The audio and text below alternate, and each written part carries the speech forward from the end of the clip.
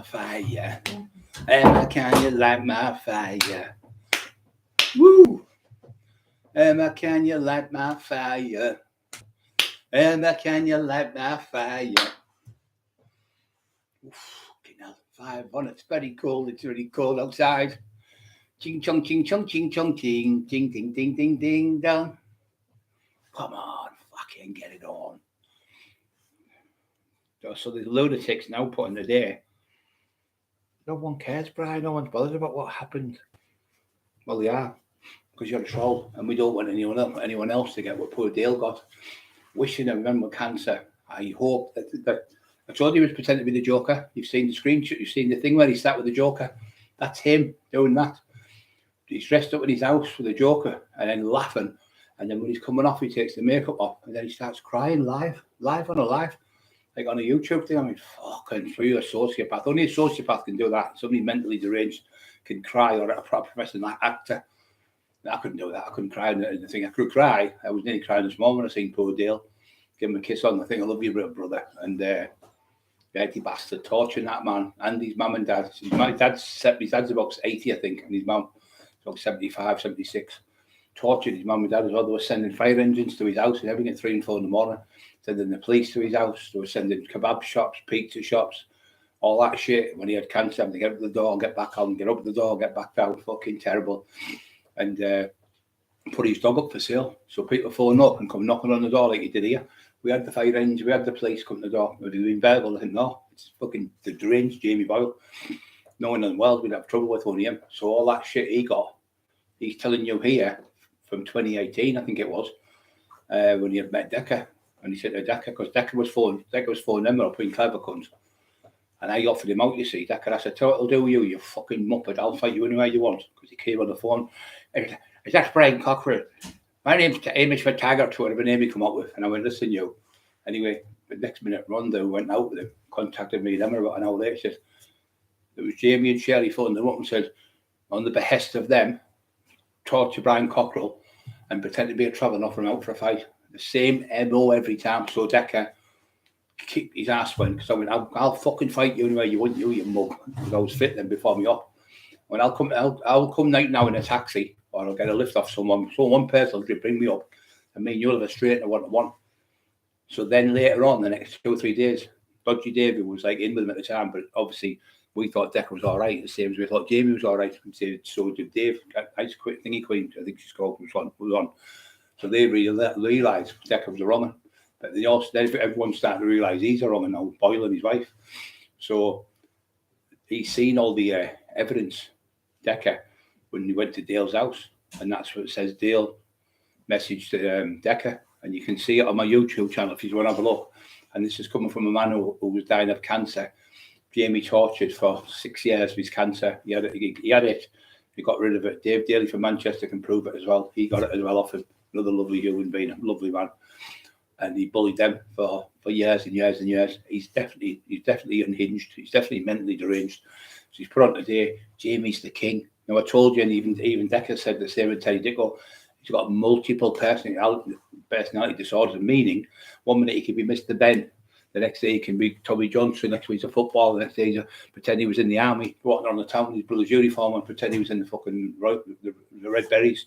His brother was away on holiday, he took his uniform and started walking on the town. Absolutely deranged. And then the next day he's the Joker. Then the next day he's Batman. Every other day then he's Paul Sykes. Multiple personality disorder. They're absolutely insane. The only thing you can do with these is get them sectioned and injected in fucking electric shock treatment and get them back out into society, because they'll never get better. They'll just get worse and worse and worse. It's called the Napoleon syndrome. They think they're like Napoleon. So he's going, now he's saying, Jamie's the king. Jamie's such a good lad. Jamie's the best lad on YouTube. We know it's you fucking moron. You're a moron, you are. Moron. Go and look at what the moron means.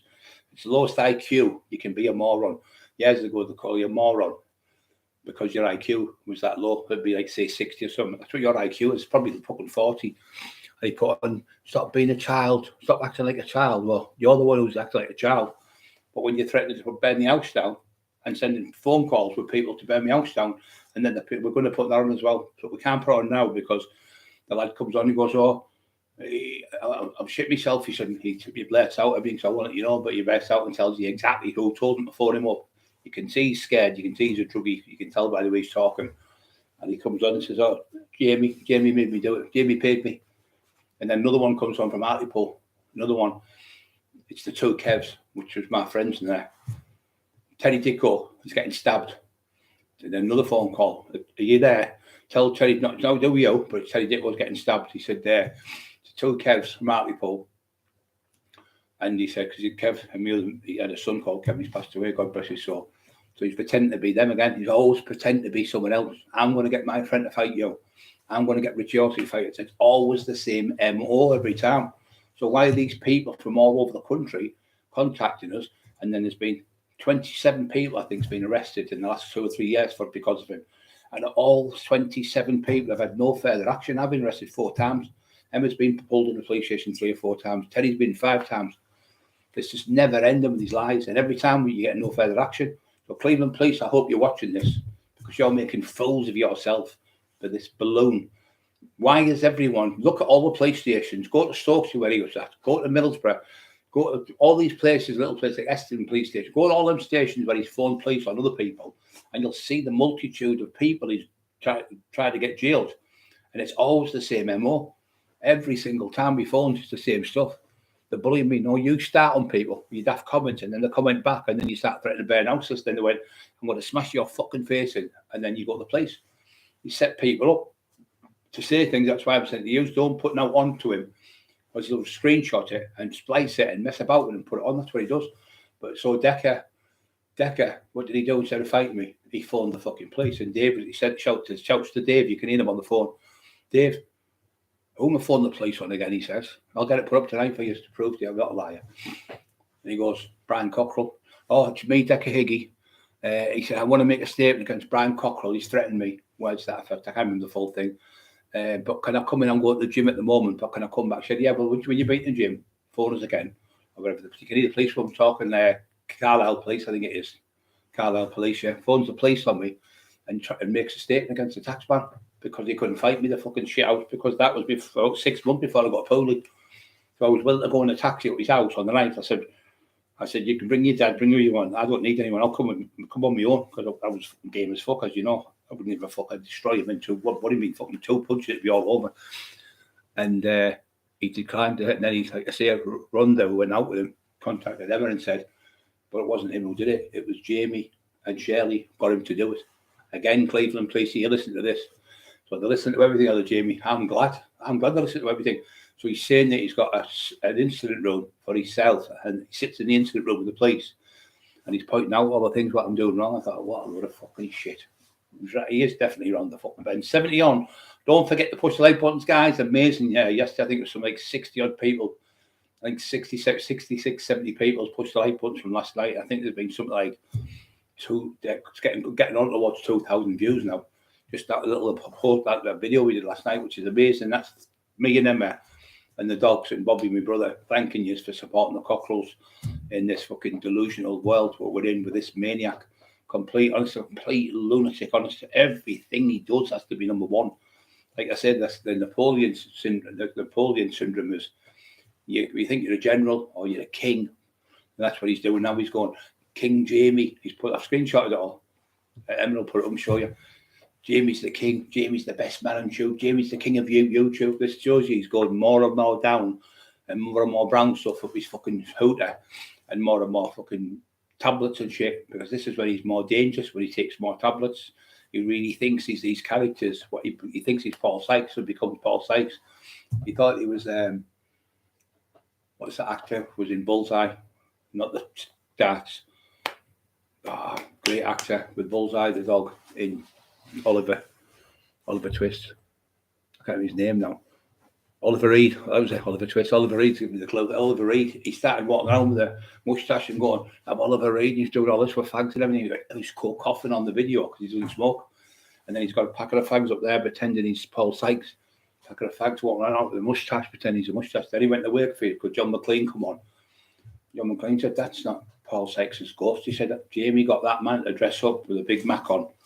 Like them little check marks the old men wear. And he put it on him. and he got the bloke to grow a big massive moustache. He gave him 100 quid to walk around Wakefield, and I took them pictures of that man.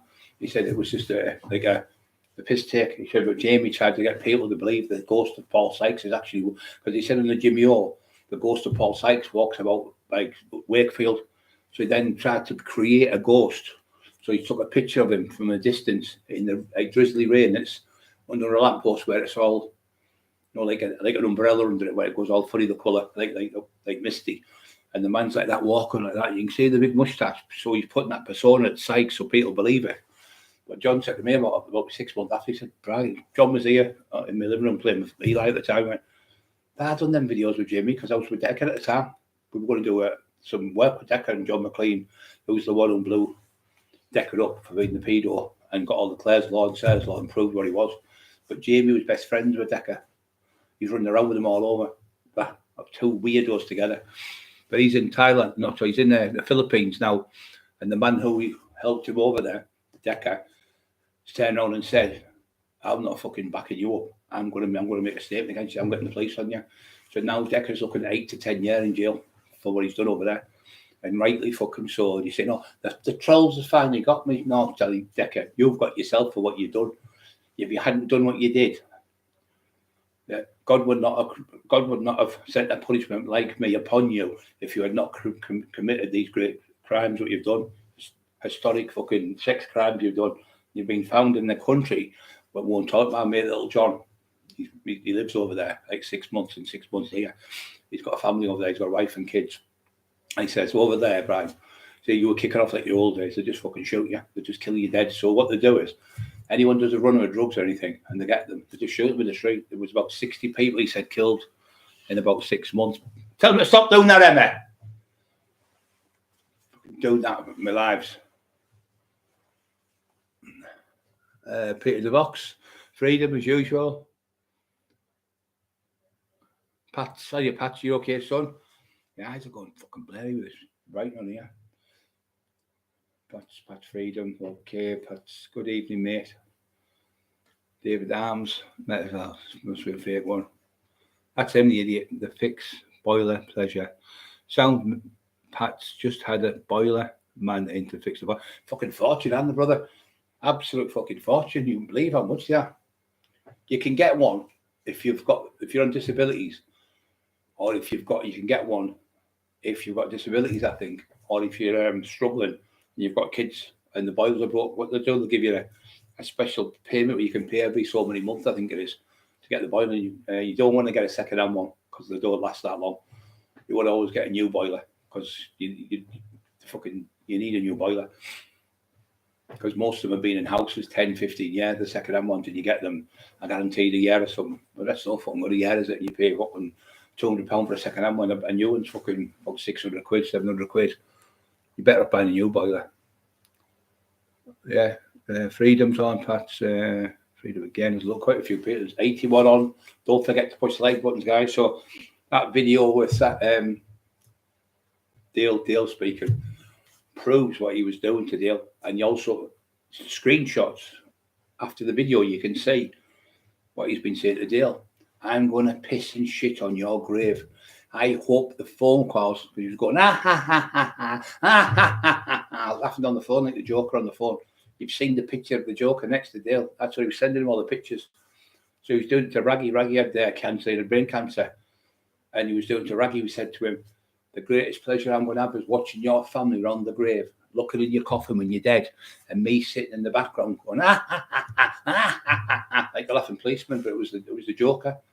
And he went, he's Brian, he said he was doing it 20, 30 minutes, laughing non-stop, like fucking 3 and 4 in the morning, because he's round the bench, son. Then Dale called and contacted me, went, you won't believe what he's doing to me. And he said, he's laughing down the phone. I said, stop, yeah.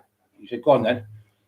Did you pretend to be the Joker? He went, how the fuck did you know? I said, that's what he'd been doing to my mate, Raggy from Doggy.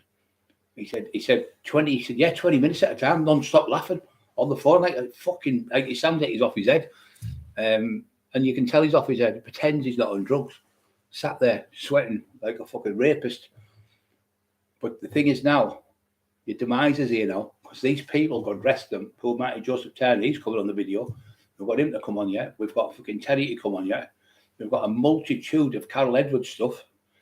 bullying Carol Edwards for 6 years before 2 or 3 years before we even met her.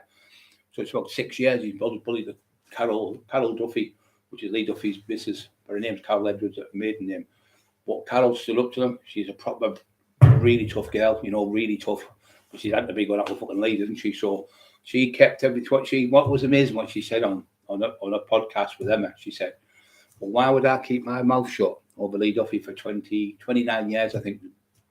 And then when they started doing the books, 29 years later, she started speaking out saying, we did not give permission for these books to be sold. None of the Duffy family. Jamie went, she said, I've been to see Laurie Duffy, and Laurie's given him permission to speak to you still, because I've told to Robert Suggett, who was my friend, great lad, and Terry Dicko. So they all knew all the stories because they're a lot older than me. They're like the late 60s, late 70s.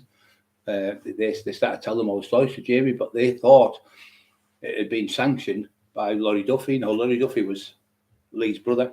Laurie was dying of cancer at the time, and Jamie went, listen, I'm going to do a book on your brother. He went, no, can I just talk to you? He said, yeah. So he went to see him. He said, look, see that cross on my hand? I'm a Christian. He said, Boyle. He said, well, you're no Christian to me. He said, the last book you done was all lies about my brother. You weren't even around in them days. You were at school, in the playground, in the juniors. You were a junior child. How do you know stories about Lee Duffy? You were only hearing what she said, he said from 30 odd years ago. You haven't come to the family. You have come to me, and you've asked me to give stories. I've said no. You've gone to Carol Edwards, which is Lee Duffy's partner, who's got 3 children to him, and a granddaughter. You took 3 girls. Sorry, is it 3? 3, I think it is, and a granddaughter and a son called Peter. So then you started trolling Carol, and Carol was on the phone. She was getting upset, and Peter went to her son, "Who's that, mum?" She said, "It's Terry Dicko." And he went, "Yeah, Terry, what you doing?" Like, it was not on the phone, sorry. I was on the text. Sorry, I got it wrong. Sorry, it was on the text. He said, "It's me, Terry Dicko," and it was off the Terry Dicko page. So Jamie's the admin of them pages. So he would go and pretend to be me on my page at 3 and 4 in the morning when you're in bed, and bullying people, and then take the password, change it, put my name back on. Horrible bastard. So he was bullying Carol, and he said to Peter, "I'll fight you one-on-one if you got a knife." Peter went, "I don't need a knife to fight you. I'll meet you anywhere you want. I'm going to get the police on you." He says, "I'm getting the police." I said, "You're the same MO. Wants to fight people, and when they want to fight me, shoots himself." So, but he was using Terry's name to bully Carol Edwards through the pages what are on the computers. Now, let me explain to you. So, there's the Lee Duffy book. That was, say, Lee Duffy. Then there's, say, Brian Cockerill book. So he was using that. They go in there and change the password and start texting off that page. It's Brian Cockerill, and I think it's me because I seen the picture of me coming up and stuff, and it was my password. But he changed my password. I still don't know how to do. But he was bullying people. He pretended to be Richie Horsey from Hartlepool, threatening me with Richie Horsey. He said, "It's Richie Horsey, I want to fight you." And then he was going back to my page and texting back to Richie going, "Yeah, it's Brian, yeah, I'll fight you anywhere you want," or whatever he was doing, things like that. So everyone was nearly fighting with each other and everything, and it all come out. Emma Suster said, "It's Jamie and Shirley doing it all." They pretend to be these people because they've got all the Facebook. They went, "Oh my God," because Richie's missus knows about computer. That's exactly what they're doing. They're using the computers for where they're selling the books from Robert Brenton, Warcry Publishing, Warcry Press, which were fake companies anyway. And that's what they were doing, threatening everyone between each other. Everyone was fighting with each other. Terry's brother was arguing with him, Terry's nephew. Boyle was doing, sitting there laughing at everyone fighting. Fucking sick in the head. Then he started on Dale. And Dale said, "Right, you can't fight anywhere you want." Phoned the police on him. So he said to Dale, "If you come to mine, I'll get the police on you." So Dale left it and kept phoning up. He said, "You're on the bend, you're mental, you're unhinged." You'll see the screenshots under look on my community page. Your community page. Have a look on there and you'll see, and there's videos on there. You can blow the screenshots up because Emma put them on a pair computer and you couldn't see them, so you just touch the screen like that and it blows up. You can see all the writing come from Jamie. He's like that. "I've had 27 bouts and I've beat the ABA finals 3 times. You haven't had 1 bout, Jamie," he said to me today. Text me, "How many fights have you had in the ring, Brian?" I've never said it. I fought 1 fight in the ring, got beat on points with a heavyweight lad from Leeds. I've already put that in my book, Jamie, 30 odd years ago, in my first book. I don't tell lies like you. So you said you had 28 bouts and you're in the ABAs. Dale checked up. You never even passed your medical. You never passed your medical to be a fucking boxer. And the people you boxed for said you only had 3 sparring sessions. Every gym you got kicked out. They all kicked you out. You weren't allowed to come back. You've chased out of Middlesbrough, and then you're bullying people because You're on the run, hiding in a police house. You hide in a safe house with the police. They moved you out of Teesside because you thought you were big Billy Big Balls because you had a few people smash the windows. And when we found out the people smashed windows, one was 15 and one was 16-year-old. It's in the middle of the evening there. 2 kids, 15 and 16-year-olds. Because that's what you knock around with, don't you, in file. You like little boys, like you said in the gym, don't you? You admitted to liking young boys. You admitted that you're going to be gay the next 2 years. You're round the fucking bend. And that poor kid at home, you're saying, I've threatened him with a knife. Absolute fucking shite. I got arrested for you and you only. And Shelley, that was it. And you and Shelley made lies up, said I threatened you. So all this time I've been on bail coming up 14 months. There's nothing there. So they've been going through all the emails and everything for 14 fucking months. There's still nothing there. Maria Howarth, you said she's getting 6 years, she's getting 8 years, she's getting done for smashing my window. The police have told me she's getting 6 to 8 years, she's going to jail. I'm getting your kids took off you. I'm getting you jail and all that. That went on for over a year, about 12 and a half months, 13 months. Maria got about 7 days ago, got all charges. There was no charges, she was arrested. All allegations of what Jamie was saying, all 4, threatening her, malicious communication, threats of violence, threats of smashing windows. Every single thing he said, all charges were dropped, no further action. How can you? I was up, I went in the police station, you got me done. I answered the allegations the first time. Within 10 minutes, no further action. Emma answered her allegations. She was out in 6 or 7 minutes before I come out and she was already out. So every time you just keep making lies up about people, and when the police finally look at them and see it, it's just all made up lies. And Cleveland Police, if you are watching, why have all these people got off? And it's the same person doing the same statements after statements over the last fucking 10 years or so. The same MO. He says to Dale's saying something to him. He says to Dale, you can see it in the screenshot. Everything I tell you is on here. I've got backed up to prove it. I wouldn't look a fool, make a fool and say something. It wasn't true. So I always tell the truth. If you tell the truth all the time, it sets you free. He wanted me to go, or when I did a do, and I went to the newspapers and I said, told the story, but, oh, don't tell me you're on drugs. He said, you'll ruin your career. I said, no, I want other people to know that I was on drugs. If the tax man could go on drugs, it proves anyone can get on them and get hooked on them and end up being paranoid and fucking scared your own shadow in the middle of the night and what's that noise and jumping out your skin because the drugs alter your mind, you make you fucking schizo like they've done to you. I've been off drugs coming up in 5 years on the 22nd of September. I admitted being on my drugs. I've admitted my life, Jamie. I admit I got beaten in the fight in the ring, and it wasn't for me. It was my fighting was in the street. I was a street fighter.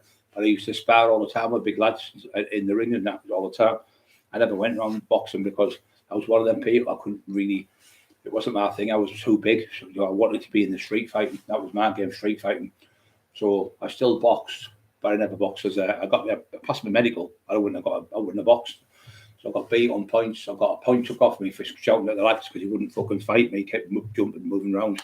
But that's part of boxing, isn't it? So I got beat fair and square from shook his hand, moved on. He just talked shit. It was in the Dragon Horror Hotel, big massive place, big gambling place I went in. It was a big do. About from 600, 700, 800 people there. But I got beat on points, 2 rounds to 1. I shook the referee's hand and everything. It was good to do it. I thought I'm better off with the boxing and the mixed martial arts things I used to do with Bob Cumber. He used to teach me bits of kung fu and karate and shit when I was a kid. So I used that, and that's why I become the tax man, and that's how I got all these fights and won. And run all the nightclubs, and I had all the E's in the North East, and was in for so many crimes over the years, more than any fucker in the North East. And you pretended. I talked about poor Viv Graham's wife. I feel so sorry for her and her son. God bless the both of them and Viv Graham. You pretended that you had the tin foil tape recordings like Tina Shaw. You went, I've got Tina Shaw coming on, guys. You won't believe she's amazing. She's a lovely woman. I love her to bits. I meet her all the time. I stay at her house. We go out drinking together. I stop at her house. Amazing she is. We go out all we're best of friends. We're never off the phone to each other. So what happened? People from London found out and told Tina. Tina said, can I go on the Taxman show? So my friend David contacted me, who was a barrister. He went, could Tina come on and put a point across? So she came on and she went, tinfoil, I don't even know you. I've never heard of you. Now, if you've got my phone number, phone me right now, she said. Couldn't phone her, could you, Jamie? Because you never had a number. You never even fucking met her. She said, if you know you've been in my house, whatever I got in my house when you first come in the door, all these things she said on the podcast. She stayed here about 4 times, me and Emma, while we were getting all the shit. And she said, Brian's the nicest man going you could ever meet. And Emma, the beautiful people, you're just a bully, you. She said, and this book you've written about my dad is a disgrace. She said, it's toilet paper, absolute toilet paper, that's all it is. And then she goes on and tell him the tinfoil, not the tinfoil tapes. He said, the lost, I've got, on the drama, I've got the lost tapes of Roy Shaw. Well, Stephen Ray said they've been on for about 6 years. They've been on for ages. Absolute shit. So what happened is they got stolen off Tina Shaw's stepbrother. Brother. Gary, he pinched the tapes out of the house, but it was her house. So she came on my show and I contacted Paul Sykes from Hartlepool. So he was the one who was doing the documentary. So we said, listen, them tape recordings are stolen. She's filming. She's on about getting the police involved and she's entitled to. And listen, Brian, this is the last time I'm working with him. I'm finished with him. He said, this is the third. The one with the snow crawl off his head. The one with falling asleep in Paddy Maloney's house. So he went to Paddy's to do a book and do a documentary with Neil Peacock. Great lad who did the video of me. So he's doing like a bit of a documentary thing with him. And all of a sudden, Paddy's talking, lovely lad, Paddy Maloney from Middlesbrough, friends of mine. Even Paddy said he's ripped me off. He's took my book when he was in hospital, went down, printed it, and put his name on Paddy's book. Paddy took about 10, 15 years to write the book, same as Marty Turner. Stole Paddy's book. Must have thought Paddy was going to fucking die. But Paddy was in hospital, same as me, same hospital as James Cook. He said, you're a big fella. He said, it's him, it's doing all this. It's him. I've never said no about you. I said, I've never said no about you, Paddy. He said, I know it's him now. I fucking know it's him. So he had to get it reprinted, Paddy, and take Oil's name off it. Disgusting. So anyway, Tina Shaw's, he's doing the documentary, Paddy, in the house, in his own house in Middlesbrough. Sat there, next minute,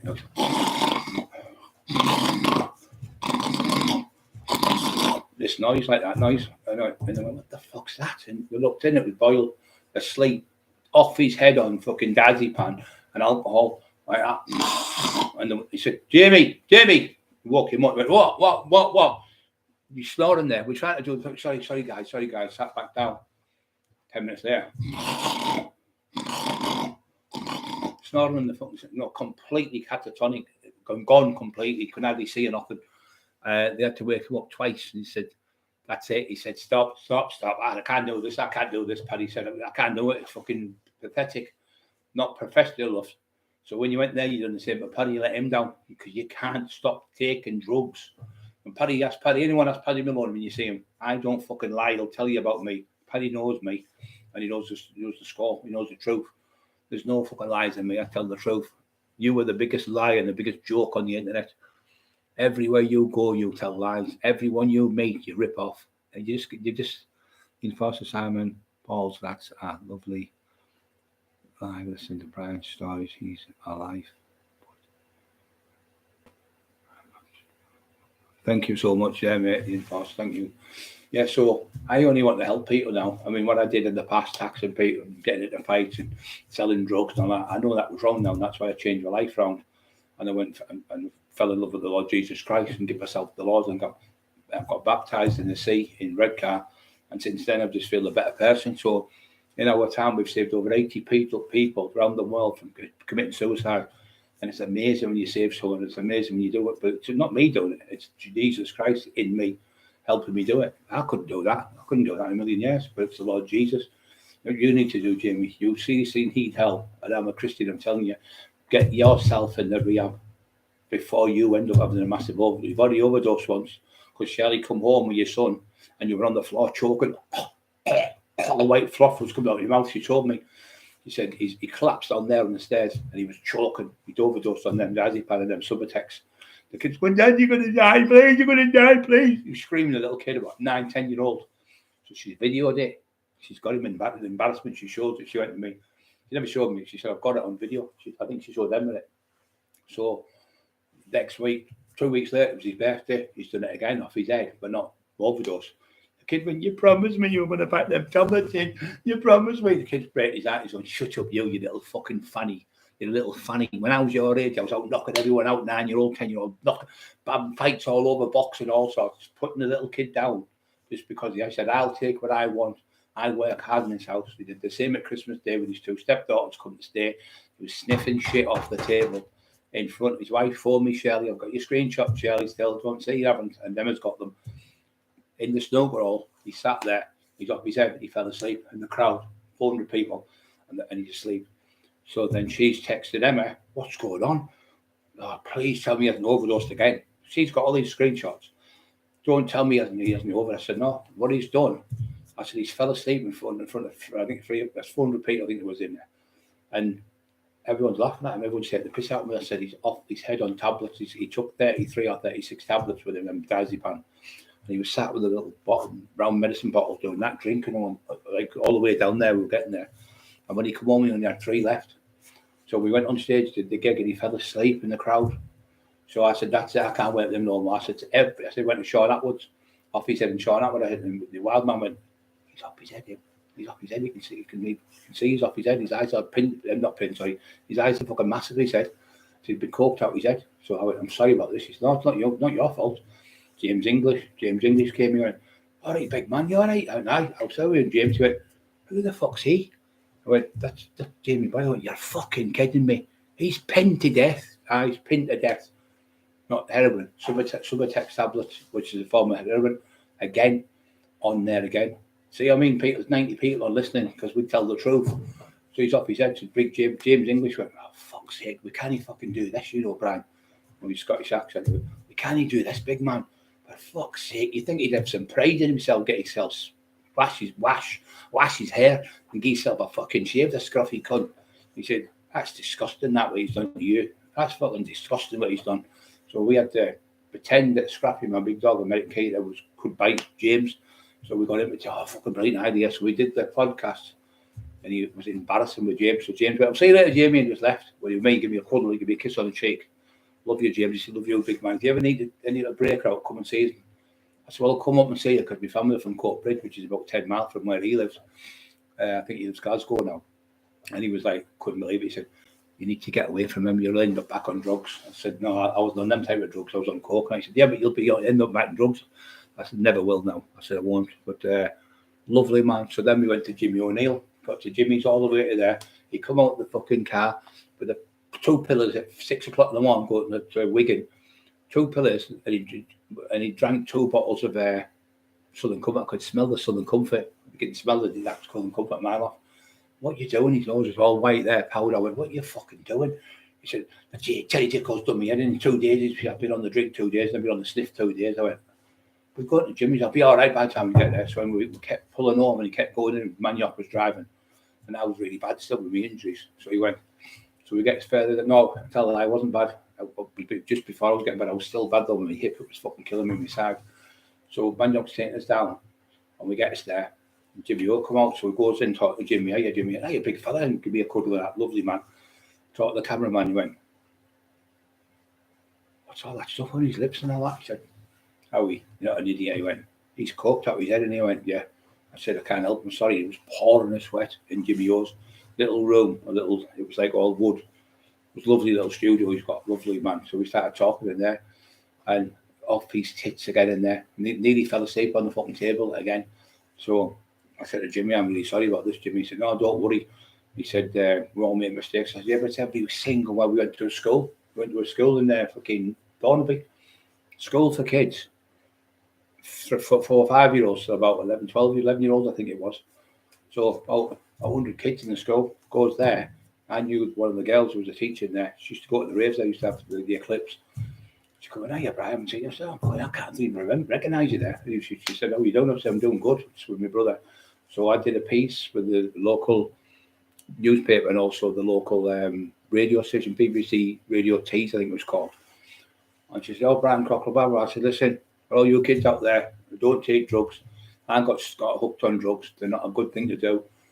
You need to keep in school, get educated, and don't end up like me. I was paranoid, end up losing loads of weight, falling out with family members, and lost your dignity and your pride. It destroys your soul when you take drugs. Please don't do what I did. Do what I'm doing now. Follow the Lord Jesus. Get yourself in the gym. And the best thing to do is education, children. Because if you're educated, you can get a great job and make your family proud, and your mum and dad and your nana and all your brothers and sisters, and do something good in your life. And then she went, she stopped after about, I think it was about 4 or 5 minutes I was on. Yeah, it's absolutely marvellous to have the courage to come out. I know I said I was on crack for 20 years on and off. She went, that's marvellous to have somebody like you come out like that and having the courage to come on and admit that you were on drugs and you were wrong and what you did. It's amazing. I said, yes, Lord Jesus Christ, not me. And then what happened is the BBC decided they heard all these things. So the contract, she's called Jeanette Hobson. She went, I'm going to come and see you, she said, because I think what you're doing is absolutely amazing, saving people's lives and going into getting people in rehabs, going into churches, helping people in the church, going into schools, helping children. So what happened is they contacted me and she said, well, I'll come and meet you. I'll meet you in Newcastle. It'll be quicker, better for us from London.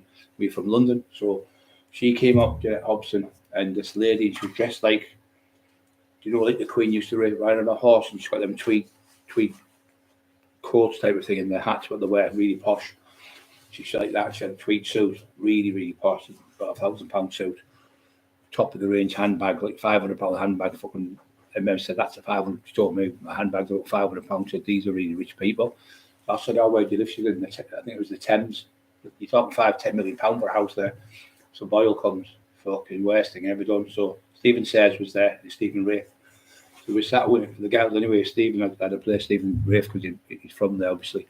So I sat there talking anyway. Stephen Sayers comes and was, all right, big fella, you all right? I said, yeah. Just waiting, and me and them are sat here, and the ladies are on this side, and Stephen's over there, and the other Stephen. So we talk, and she said, well, he went, do you know Paul Sykes? That fucking gay, fucking daft thing he does. Do you know Paul Sykes? She went, no, I've never heard of him. She said, do you know Lee Duffy? She went, never heard of him. Do you know Viv Graham? She went, never heard of him. She said, we're here for Brian today. We're going to do a 3-part documentary on you, where Brian being a kid, being bullied with asthma and having dyslexia, being bullied, and then becoming like, he did into the gym, constantly training until he was like 20-odd-year-old, 27-year-old, qualifying for the British Subsman and coming 5th in the Mr. England. It's an amazing story that she said, it'll help people now find the Lord Jesus after selling drugs and doing what he did. We're going to put this together. It's going to be a marvellous 3-part documentary on Brian. And he went, you won't believe what he said. He went, Stephen Sayers is there, Stephen Rafe, all of them are there, Emma and me, sorry. So he said, oh, do you know the film? So he got up, he stood up, and we were at a big table here, and there was another table over there, with a big room, about 20 feet by 20 feet it was, I'd say. And we sat there, and he got up, and he walked over to the table, and he said to the lady, well, if there's any small parts in the movie I can play, he bent over, he says, can I play the part where Paul Sykes bumps me up the arse? I went, my face just struck, I went, I just don't believe what he's fucking said. She went, oh, that's it. We've got to go up. We've got to go back to London now. We've got to get a train. And I looked at her, oh, you fucking wanker. You've deliberately done this because it's not going to be about Sykes and fucking Duffy and so he can't make money off it. I went, you fucking horrid little bastard. And Stephen says to me straight away, he's deliberately done that. So Stephen said to me, you, Boyle, no. Yeah. He said, yeah, you, get in that corner. Get away from us now. Get in that corner. And we said, look, we're so sorry what he said. And then I apologised. No, don't worry about it. She said, anyway, she phoned me back up. She said, we're going to leave it now. We're going to leave it. She said, because can't we work with somebody like that? And he said, we know what he's taken. We can tell by his face. We can tell he's on drugs. She said, so I said, no, we're not going to do the documentary on you fucking horrible little cunt. Just because it wasn't about that weirdo Paul Sykes, ruined the documentary for me. And like I said, we went to Stokes. We went to another dude in Stokes, like, and the travellers turned up when I smashed his face in. So I went. The travellers, the kid, they were outside, they never come in. They're all going to batter him because he's mouthing off about another traveller in Stokes. Like, everywhere he goes, he ruins everything we go to. Every do we go to. Absolutely vile things he comes out with. I want to play the part in the movie where I get bummed. I'll play the part in the movie. He bent right over and pushed his backside out and bent over the table and chairs as if he was on. He said, oh, that was what he said, in the prison cell. I played a part in the prison where Paul Sykes bumps me in the prison cell. That was what he said. Then I said to him, on the way back, I said to him, you knew he was raping them kids in prison. You've just admitted, no, I was just messing about. I said, you've just shown the 3-part documentary for me then. Went, oh, we'll get a better one of them. They look like they're no good anyway. You fucking jealous cunt. So then he started trying to monopolise me. And then I was getting phone calls. And if you put on Emma talks to Simon, listen to that video where he comes on and he'll tell you that Jamie Boyle tried to get him to come to my house and beat me up, offer me out while I was poorly, give him my name and address, and told him what to do. And he said, what do you mean, offer him out? He said, well, be deadly serious when you offer him out, because I've just got 2 lads to phone him. So Simon then phoned him back and said, what did the lads say? He went, I got both lads. I got both lads to phone him and threatened to burn his house down. But we've got the lad phoning, and we've got Decker phoning on the phone, threatening me on the phone. So it was him who got them to phone. He said, he'll be shitting himself.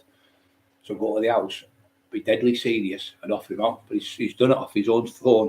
You can see Jamie's face. You can see all the numbers of people like Terry and me, and 5 or 6 other characters from Middlesbrough who live here with their phone number, and so you can tell it's him. But it's got Jamie's face on it, and in the bottom, it's a video sent. So he sent the video to Simon, and it was 5 men raping about a 15-year-old kid, and they're raping him in the thing. I can't watch this. I turned it off. Emma said absolutely vile. He sent it to Terry Decor. He sent it to Marty Chen, who's 78, and he sent it to Marty Chen's 87 and 85-year-old sisters, one in Canada, one in Australia, I think it is, or one in America, one in Australia. And he started torturing the 2 women because Marty stood up for us and stood up. He said, Jamie, you never boxed. You come to my gym and I stopped you in that fight. I stopped you in the fight. You were hitting below the belt. I stopped you hitting below and bad you out of the gym. You got bad out of Dennis Powers' gym. You only went in 1 session in there, and you got knocked out and battered in. Oh, you got done, for a little bit. Then you went to another gym where you were sparring, and it was Raggy. Now, Raggy had cancer, brain cancer. So Raggy's cousin, Abdullah, knocked Oil out and bust all his face, and he retired him from boxing. He only had 3 sparring sessions. One he got kicked out for hitting below the belt, and the other 2 he got stopped in the ring, really battered. Nothing coming back off him. You're not a fighter. You're not a boxer. You never fought. So he then started pretending that he'd had 27 bouts. You'll see him has put the post up. I've had 27 bouts and I've reached the ABA finals 3 times. I will mully, the word mully you with my job.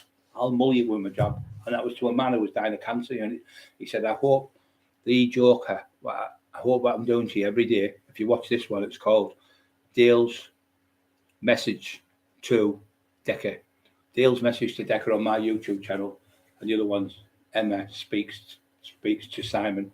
And you'll see what he tried to get them to do, burn my house down and tell them to come to my house, give my name and address out. And as you know, he had my house smashed up, he had my window smashed up, and the 2 kids he used in the Middlesbrough Evening Gazette, he put the tax man, house smashed up, firebomb, whatever, and you'll see the 2 kids, what kids were arrested, or who was arrested. 15 and 16-year-old child, he's got 9 of it, he's lying, but it's in the Middlesbrough, I'm going to get it, I'm going to screenshot it and put it up. It's in the Middlesbrough Evening Gazette in the domain for the public to look at. You can't get done for putting things in. And he's saying to me, I'm going to put you, I'm liaison now with the police. Don't forget to push like buttons, guys. I'm liaison with the police. And the police and I have got ex-police officers who can't stand you helping me to put a case together to put you in jail. Well, that's called conspiracy to pervert the course of justice. And all them things you said about me and Emma were untrue. Now we can have you charged for perjury and false statements, what you've made up, and wasting police time. How can you keep going to the police? Because we know you're the grass, we know you're a snitch, we know you've been doing it for fucking decades. Everywhere you go, you get chased out of the towns. Every place you go, no one wants to know you, and everything you do is fucking. You get chased, you get battered, you've been filled in that many times. You can't come back to Tingside. You're the most hated man on the fucking planet. You're the most biggest troll, and instead of going and getting help. Like when he went to London, he was going, you spastic, you reach, I'll fight you, and offered me out. So then when I offered him out, I said, right, I'm fit enough to fight you, well, come and fight me. He got, I'm getting the police on you. I said to the police, yeah. All I said, he wanted to fight me in the ring for money. So I said, I accept your challenge. And I accepted the day and tomorrow and the next day and the next day, but you will meet me in the ring because you're a coward. You are a pure coward and you hide behind your wife's skirt, and you actually wear your wife's skirt and a dress. You walk around in women's clothes and call yourself Beryl Boyle. You're round the fucking bend. You're totally, absolute Walter Mitty. You become these characters like Dale. When you see Dale talking, it says Dale message to Decker Higgy. When you see this one with Dale, it's about 3 minutes long. It'll turn your stomach. But when you read the stuff what he says on my community page, where all the messages there from Dale to him and back to Dale and Dale to him, and Dale saying, "Get some help. You need help. You need 10-year in Broadmoor acid. You need sectioning." I think he's escaped from fucking Rampton, like a mental patient escaped from Rampton. That's what you are. You are a mental patient.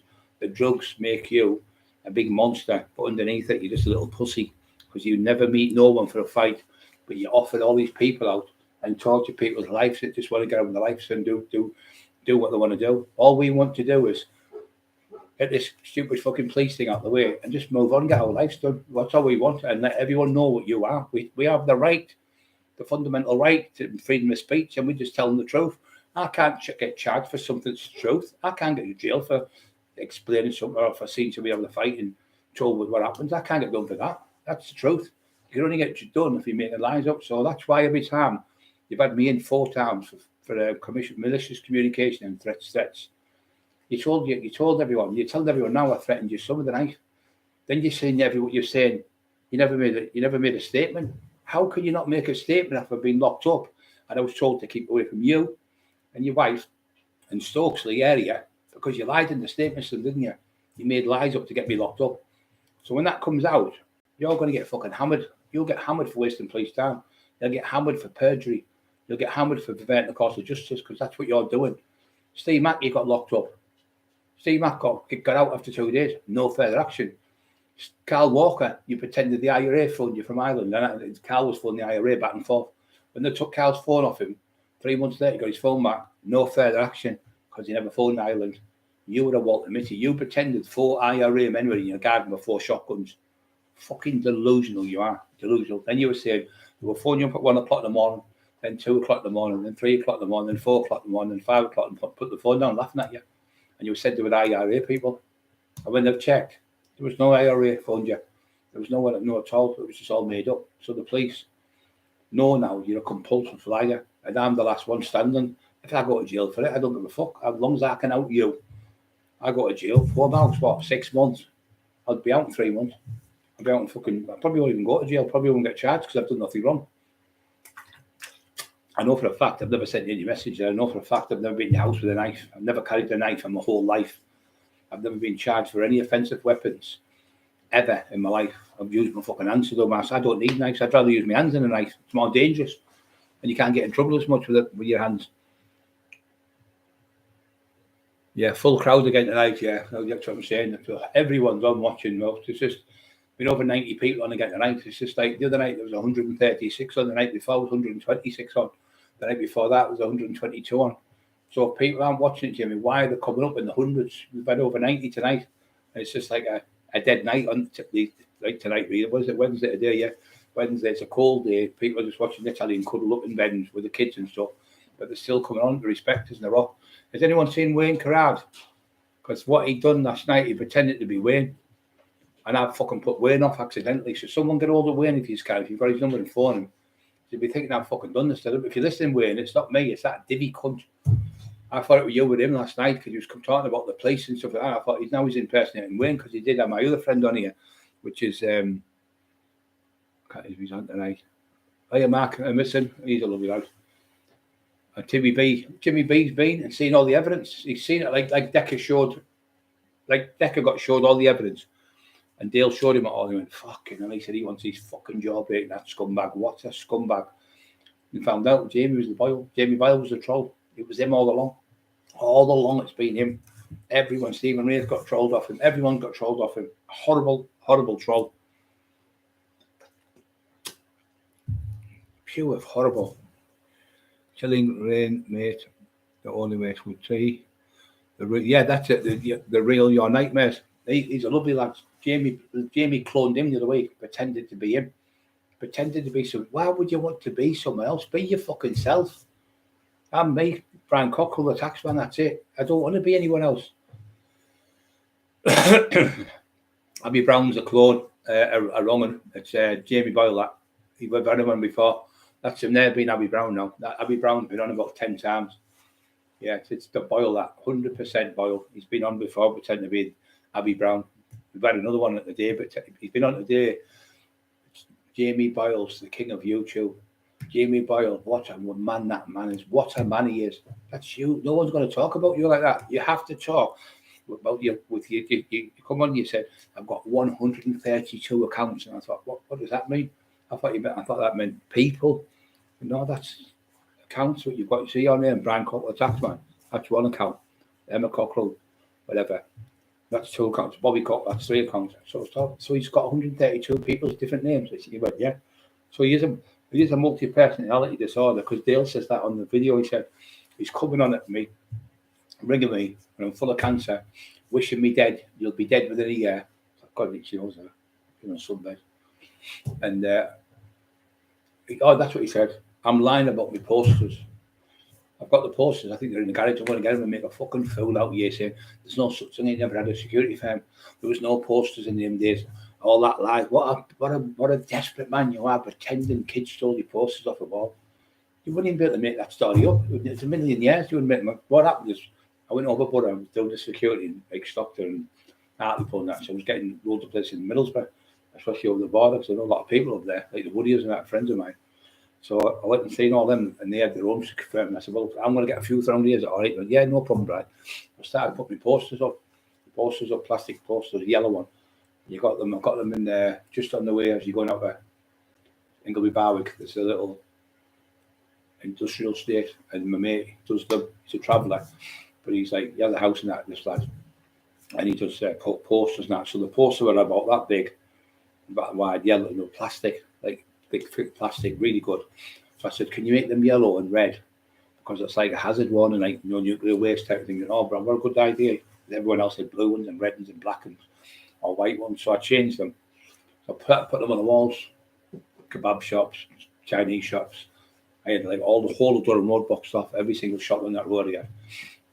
4 o'clock shop, the paper shops, the massage shop. I even had the jewellers, John Ramsey jewellers, because there were people going in robbing them. I even had that place. Like the lad was called Darren, who was the manager, and the young lasses from Hartlepool, I know Dad. And I had that as well. So anyway, I went over Middlesbrough and I was looking around, where the fuck's the poster off there gone? I went to another shop, and then another shop said, oh, somebody stole the poster off the wall.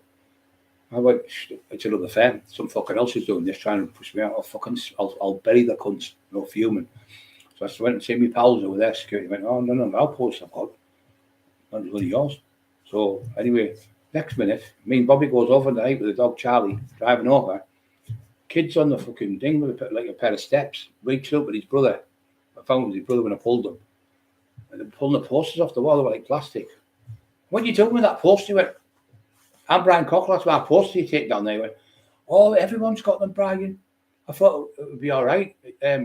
My brother's got one on the wall, and my other brother and I haven't got one. And I just burst out fucking laughing on the fucking. Me and Bobby just fucking couldn't stop laughing. The dog was trying to bite the kid. And I went, yeah, of course you can have it. He said, you little cunt. He went, typical over the body. He went, can I have another one? Because the other brother's, he'll be the only one with that one. He's only 6. I went, yeah, got another poster. Yeah, get that. What do you do? He said, oh, we put them on the wall. She said, oh, Mum and Dad, you're not coming in with Brian Cockerill protecting us. Just kids, kids like 9, 10, 12-year-old kids. They're laughing me fucking head off for weeks with it. So he's saying I'm making it up now. Fucking round the bend he is. So no matter what you say, everyone's a liar. But you're the only liar about. So I'll get the poster. I think everyone's got one there somewhere. I'll show you the poster what it was. The yellow posters were red on. But the thing is, he's even got the poster off me. He's seen the poster in his house. Just being a clever cunt. He's even seen it and he saw pictures of the poster. I think he's even put it in the book. I'm sure it's in the Resurrection of Brian Cockerill book. You can see the poster in there. And he knows I've got it because he's fucking seen it. He's like he said, Brian Cockerill was the best fighter ever. No one could have beat him on a video when he first got with me. Can't believe I've got him.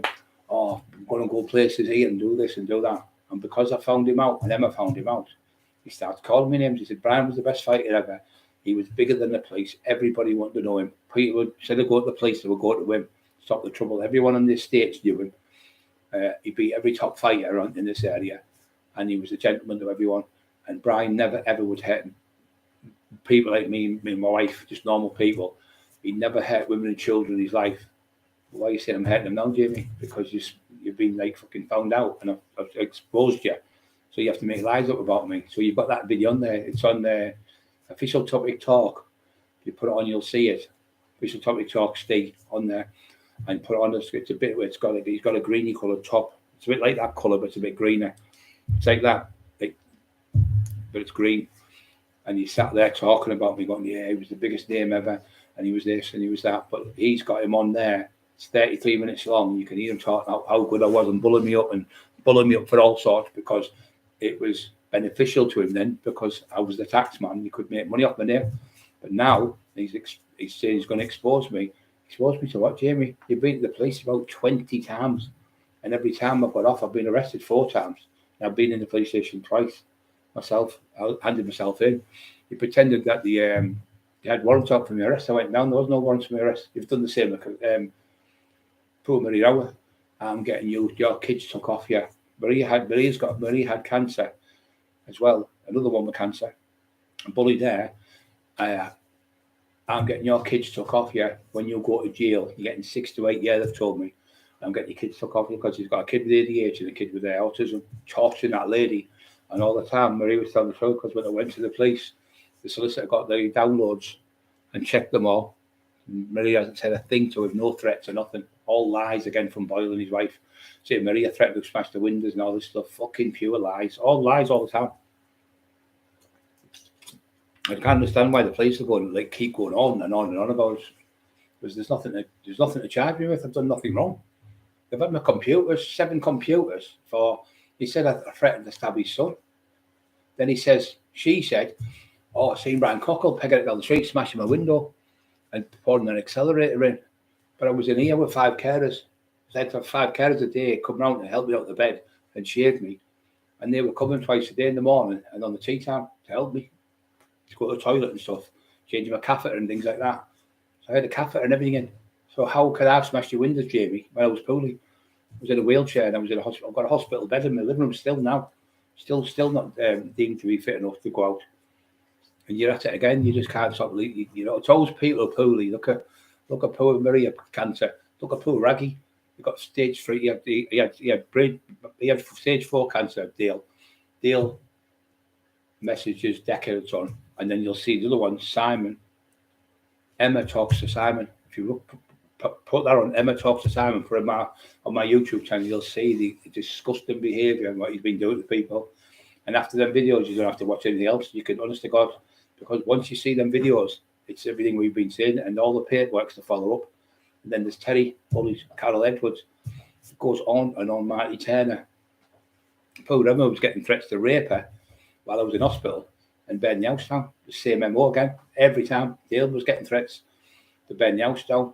He said, I'll put your dog on the internet. I'll stab your dog. He went, I'll fucking stab you. And then he recorded it, went to the police and got Dale arrested. Disgusting. Poor Dale had stage 4 cancer. He's no longer here now. It's a shame. What a lovely lad he was. And you can see when he's talking, he's a genuine lad. And he could have a fight, Dale. He was no mug. So when he was going to Wakefield, when it was a Wakefield, going to Wakefield to meet Simon, Boyle was going, I guess Dale Brindley's going to get me. He's after me. He was fucking shitting himself because he knew Dale would smash his face in. He was going, I've offered him out. I've fighting him out. Easy. I'm like you done with his son. Go and tell everyone. Go and tell everyone, your friends at school. Little Jamie Boyle from Middlesbrough was offered a tax man out and he dared fight him. No, I couldn't fight you, Jamie, because I was in a fucking hospital bed. Couldn't walk. I had to be fucking hand fed and everything. Couldn't drink water or nothing, couldn't pick a glass up, couldn't pick a cup up, couldn't pick a phone up. So how can I pick a fucking building brick up, put your windows through? You don't have to talk some fucking shit. What happened to you, I'm telling you now, you're definitely going to get section because there's too many people saying the same stuff. Little Terry Dicko started on, and you put his windows through and you put the name of the bricks where it was from, whatever it was, Stokesley postcode. So you threw the Stokesley postcode bricks through the window. There was these bricks in Stokesley on the grass verge. When you go in, he's picked them up and threw them through Terry's window, let him know it's from Stokesley. Fucking baboon he is. Absolute baboon. Oh, my neck's hurt me. Any questions off anyone?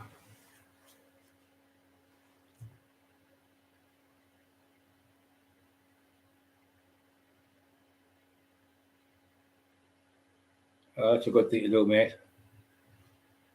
You know, racing, don't, mate. Oh, racing's horrible. I don't like it, mate. It's fucking shite. It's terrible. Vitamin C.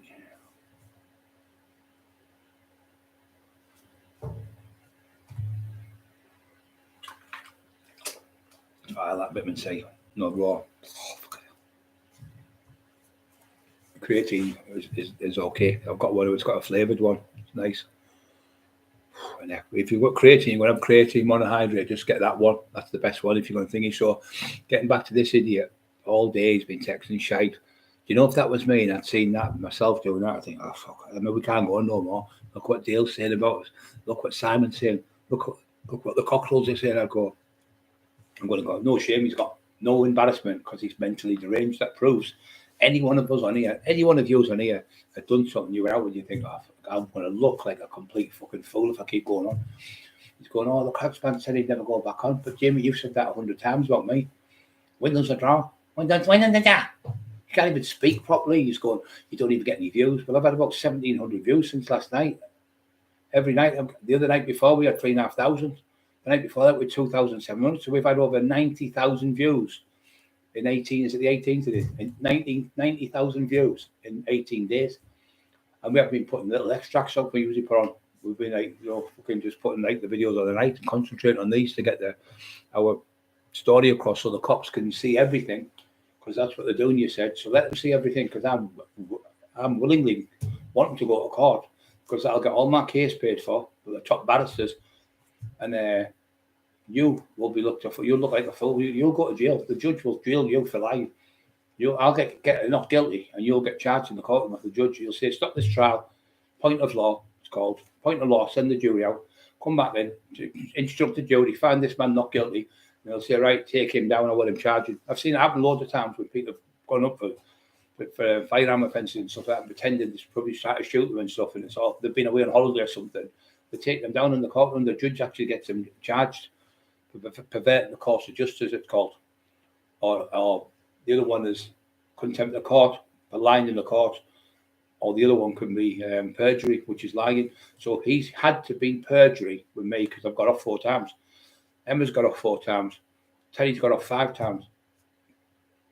And all the other people like Steve Shannon, Steve Mack, Cal Walker, Maria Howarth, all no further action. How come Cleveland Police, all these people, multitude of them, Dave Thomas, he done it to Dave Thomas, tortured Dave Thomas, Carol Edwards, Maria, look what he done to Maria. Fucking threatened to burn her house down with the fucking little kids in the house getting there. Even Irish Bulls come on now and say, whatever Jamie's got with Brian Cockerill, I'm not getting involved no more now. Because obviously he's even fucking seen it.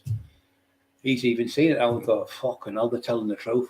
That's what he's done it for. He knows now. He's thought, I'm retracting now. I'm coming out of this, he said. Whatever beef they've got between them, it's up to them now. I'm not getting involved no more.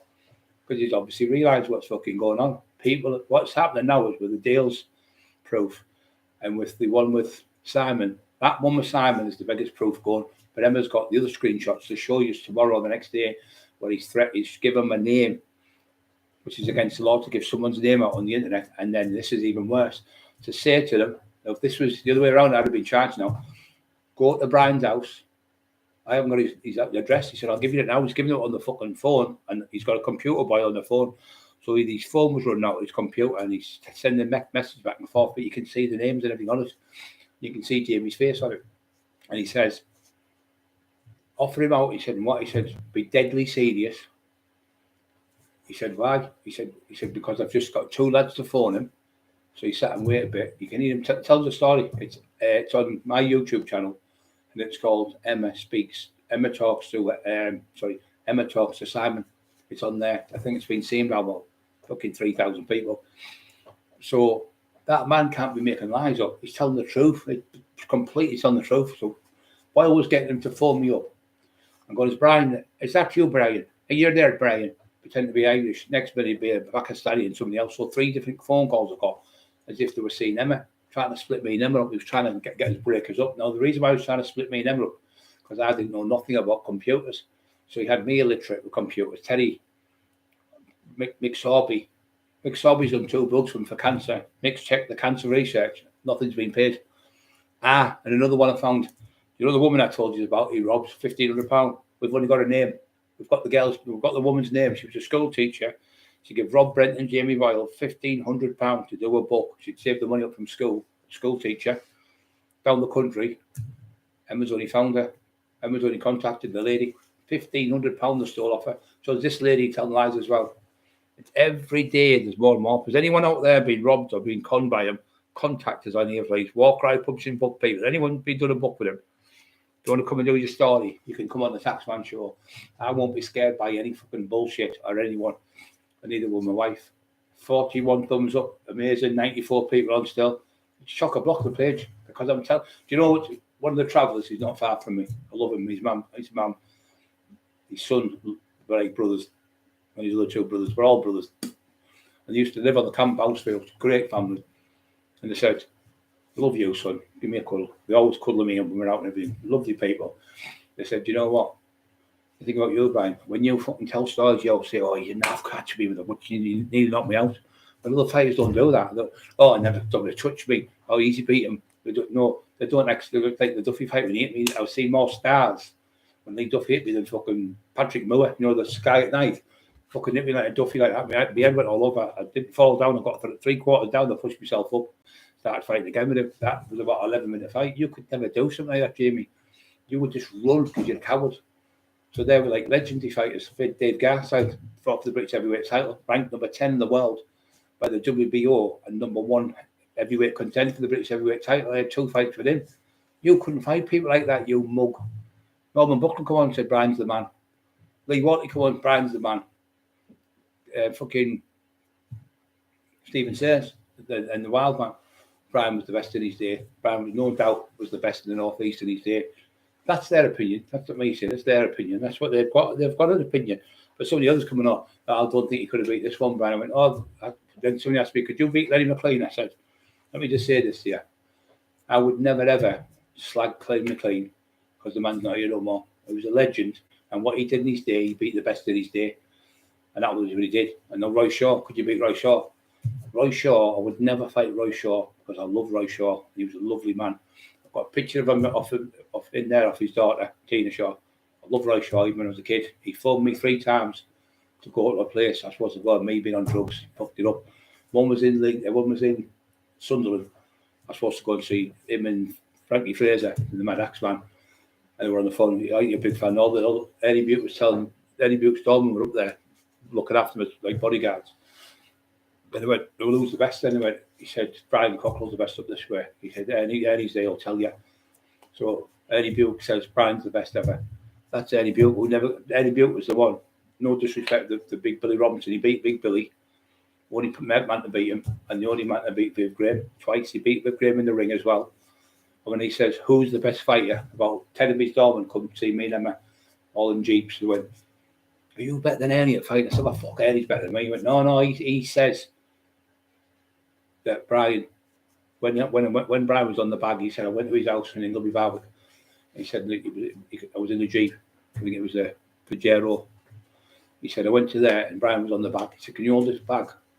So I went on and pretending I couldn't box like that. There he went, oh, you're not going to win this fight if you're going to throw punches like that. I went, can you hold it a bit tight for me? Tuck in there. And I threw about 20 punches. He went, fucking hell. He said, Brian, that right hand over the top and that left hook would knock a fucking horse down or a wall. He said, you need to pull back with that because you're going to kill some cunt. I can't believe you haven't killed somebody with that one of them left hooks or straight right hand. And you've seen the video of me in the back garden with Julian Davis on when I'm hitting it. He's going, fucking hell. His hands were killing him and his shoulder. And he was 17 stone nearly. And he held the pads. He said, I've held the pads for hundreds of people, Brian, and no. Richie Jorsey was there. Richie will tell you. Richie said, the power is unreal there, big fella. I said, I'm all over. He said, no, the power's all. He said, the power's there, mate. He said, it's there, Big Richie. It was Big Richie who got me with fucking first book. And he's trying to cause trouble between Richie. I love Richie. I used to go to his house, sit with him. We used to go raving, partying. He didn't know all this. And me and Richie were best of friends. Fucking used to go and see his mum. Mum was always on the computer. And when I allowed to come in, she went, oh, son, you don't have to knock. You fucking family now. I just go, you all right? And she'd go, oh, yeah, no, come down. Richie say, how long have you been here? I went, about 40 minutes. She went, what, you've had me up fucking stairs like a silly cunt? I went, talk to you, man. He's talking to me, you go on upstairs like that. His mum told him off. Fucking lovely she was. Passed away, God rest her soul. But trying to get friends by being the admin of the computers and saying, it's me. I want to fight you. He said to Richie Vulture. He said to little Vulture, fucking lovely lad, really tough lad, really good. First night I met him, I had a fight with a lad about 22 stone, a big, massive bodybuilder. Hooked him with the right hand, just sparked him on the floor, knocked him out. And I said to him, what are you doing down there? We're looking for money, because he was telling me I was too big. I thought, and then he got caught and knocked him out. Anyway, dragged him out, and then this little jumped in, and Vulture left hooked him, knocked him out. So that's how we met each other in the pub. But we were out with lads from Hartlepool, and he's trying to say to Vulture, do you want to do a documentary there? And a book with me. He said, like Big Sarby and Billy Tobin and all them. So he went, yeah, I'll do a book with you, mate. No problem, Shaw. No problem, mush. All the talk of Hartlepool. Next minute, Vulture went, that silly cunt Boyles just said to me, if you do a book and a documentary, he said, I'll get you do probably 2 books. He said, if you go on and call Brian Cockerill and slag him off, he said, I'll do you a better deal than everyone else. And Vulture went, get the fuck out of my house, get away from me now. You are nothing but a fucking little earworm, you're in people's ears, worming like there, and then on that one, you're a trouble causing cunt, you. No one in your own family won't let you in your house. Everyone's chased you from everywhere you live. You are one horrible man. He said, come back to Hartlepool and I'll break your fucking jaw for you. He's never been back to Hartlepool since. He daren't go back, because he's ripped all them off as well. Big Billy Tobin just died, and Philly, I think I can't remember which one's died now. How Jamie's telling me. But then when I went to see my dad, and that's what he was dying, my dad, they were in there, the same lads he did the books with. I went, what's all this shit about Jamie? I said, Brian, I swear to God, all his life, his brother was there. He went, we've never said a word. His missus was there, Brian. We'd never called. We fucking love you. You're a legend, man, in this town. Everyone loves you. It was Boyle again, pretending to be Billy. I got my friend Billy Tobin to phone you, and Philly Tobin, and you did their fight them. No, you didn't, Jamie. You pretended to be them on their page where you were selling the books from, and sending me texts and sending me messages to my Facebook page, and I thought it was them. And when I seen them, and my dad went, Brian, I fucking love you, man. It's that little fucking weasel. Because we did work with them on the coal. We used to get sea coal off the beach years ago, and used to go and get coal. And Billy and them were working there, and all them people like Kev Rich, he was getting Kev Rich, pretend to be Kevin Rich, and Kev Rich's son. It's the 2 Kevins from Hartlepool. We want to see Terry Dicko. He's punched my friend's bike, a BMX. He's took it off him in the street in Hartlepool, and he's rode it all the way back to Middlesbrough. As if Terry Dicko, he's about 66 now. So this was about 3 years ago. He's been 63-year-old on a BMX bike. That's Darren G you're talking about, Jamie. That's your other weirdo friend. So they said they were going to stab Terry. I said, well, you're going to have to get past me. I went and seen the Kevs. Never even fucking heard of it. Pretending to be them, because I mentioned them in my book.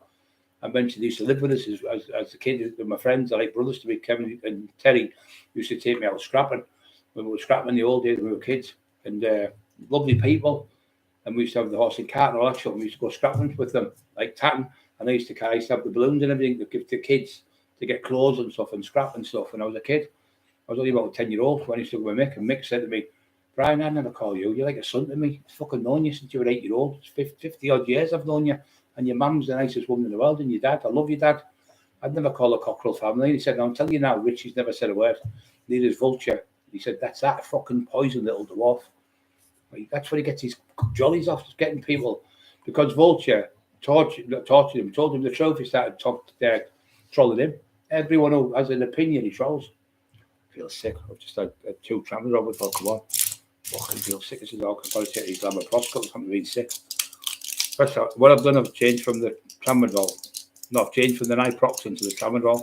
That made me feel sick then. Oh, God, 2.5. I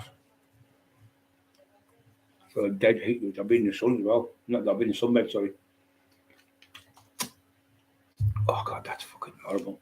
That feeling. Peter the Vox. Peter. I love Peter. Where's Peter the on? I love Peter. He's a good rock. It is Rock. Rock knows me from Hartlepool. He knows all the stories I'm telling is fucking true. I don't tell fucking lies. And all these characters since I was a kid. I went to Hartlepool when I was about, I think I was about 7 or 8. I went to Hartlepool and I left when I was 18. I went to Redcott. I went to the doors. Started went to the doors and training, really proper training. And all these characters, so like people from Hartlepool all know me. Helen Janice, has seen her on there. Helen, she's a lovely lady. Lovely people from Hartlepool. She remembers the old days and what we used to get up to and all that stuff. It's great to talk to Rich T. Biscuit, 78.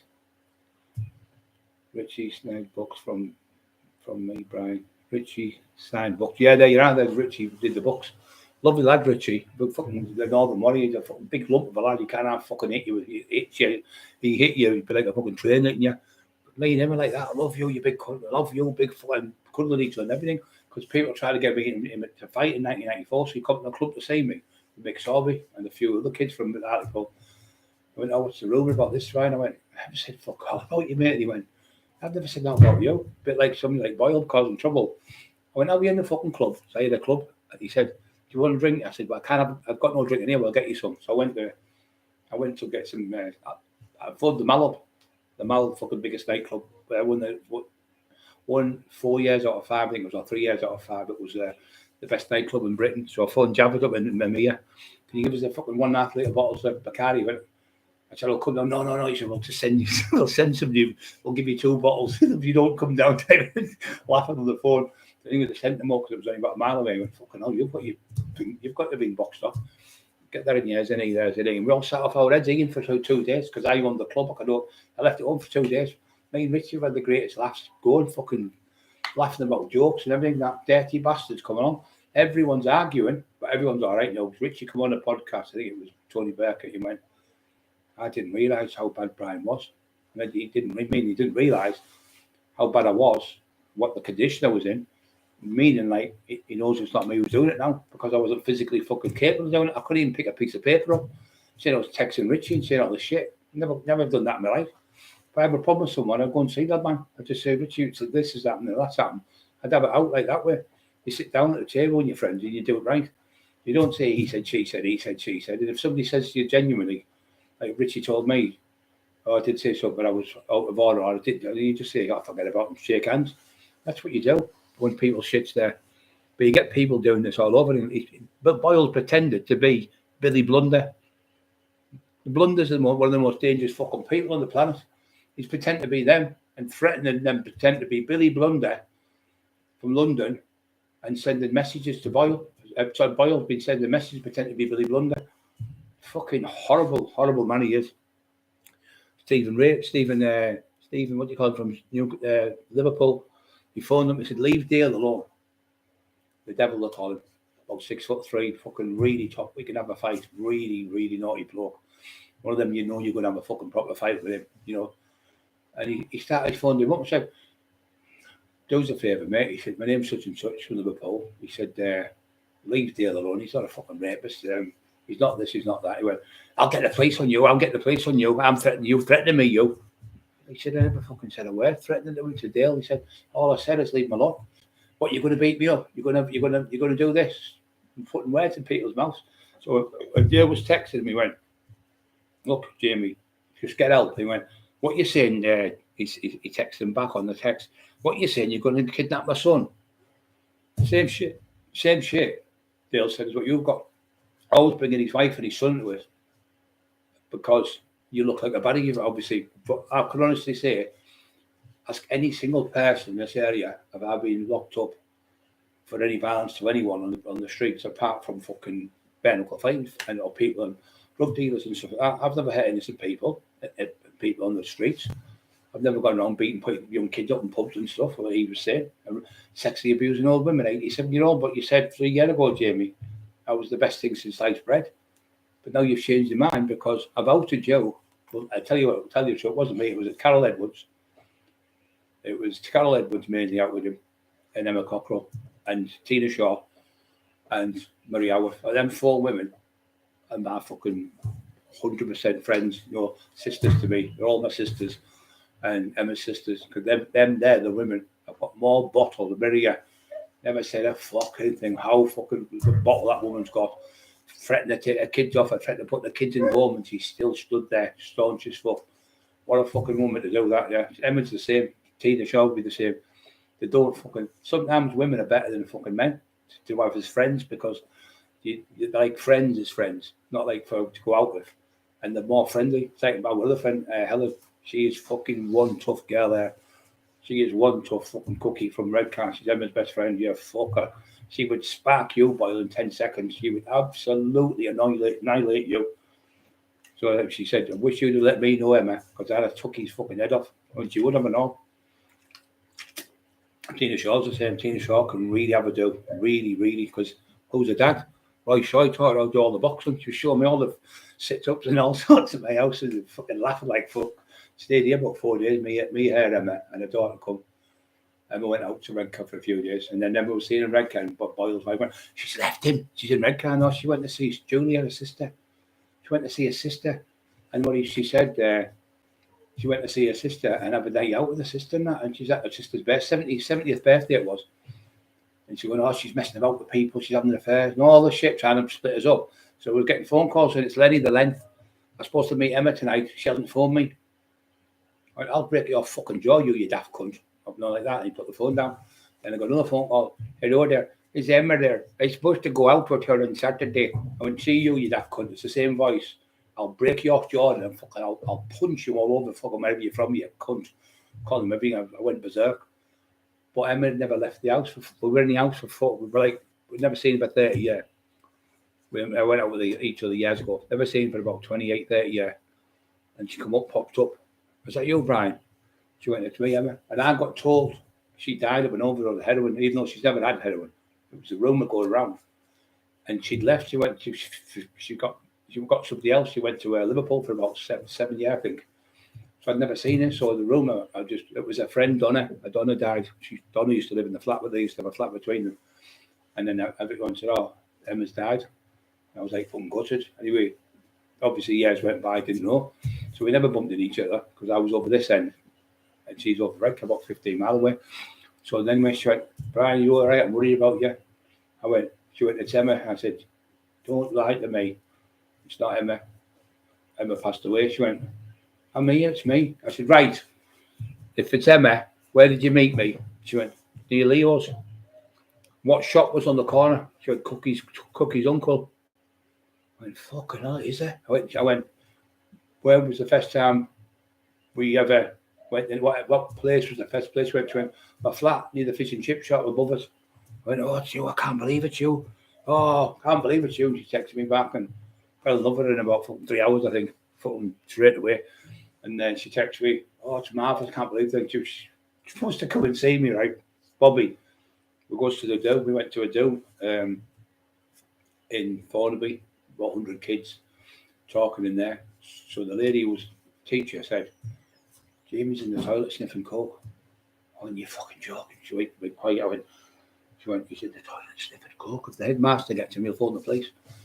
I went, go and tell him now to stop, please. She went, oh, I've already told him. She said, but he's off his head.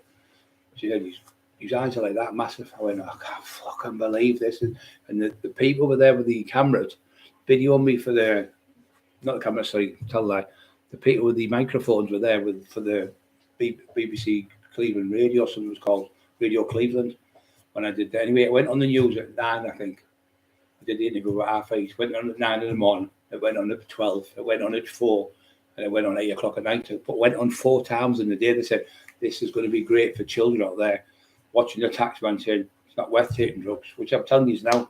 Any children out there sitting watching me, anyone out there who's 20, 23, 24 in a life of crime, it's not worth it, guys. Honestly, if you've got kids, I've seen people on visits where they've seen the kids are crying their eyes out to go home and stay with their dad. And you can see them have tears in my eyes fucking for friends. My mate's wife's sister, my mate's wife's children crying, Dad, I want to see me, Dad, I want to stay with me dad, crying like 7, 8-year-old kids. So you get 10-year jail, you do 5, your kid's 7-year-old, you've lost the best years. You'll never get them years back. But get into college, go and do a course, make yourself better, make yourself proud, make the Lord fall in love with the Lord Jesus, that's what I did. And he helps you. I've been praying really bad, really mad last couple of weeks. Because I said to the police, I think, why can't the police, they're only humans, why can't you just fucking do your job and do the right thing? So I said, can't you get these police to do the right thing, Lord? Next minute, we've got the complaints police involved because they never turned up for the 999 calls. 5 or 6 people phoned the police 999, they never turned up. 2 fire bombs, where the house was a satellite, the garage. Firebombed the car, but I was lucky it never went in the car. And they put like a homemade bomb in my car and blew the car up, ruined all the leather in the car. And also put bricks through the window where one of the bricks missed Emma by about 2 inches. She bent down to pick Eli up. If Eli was on that floor, that would hit her right in the face, the brick.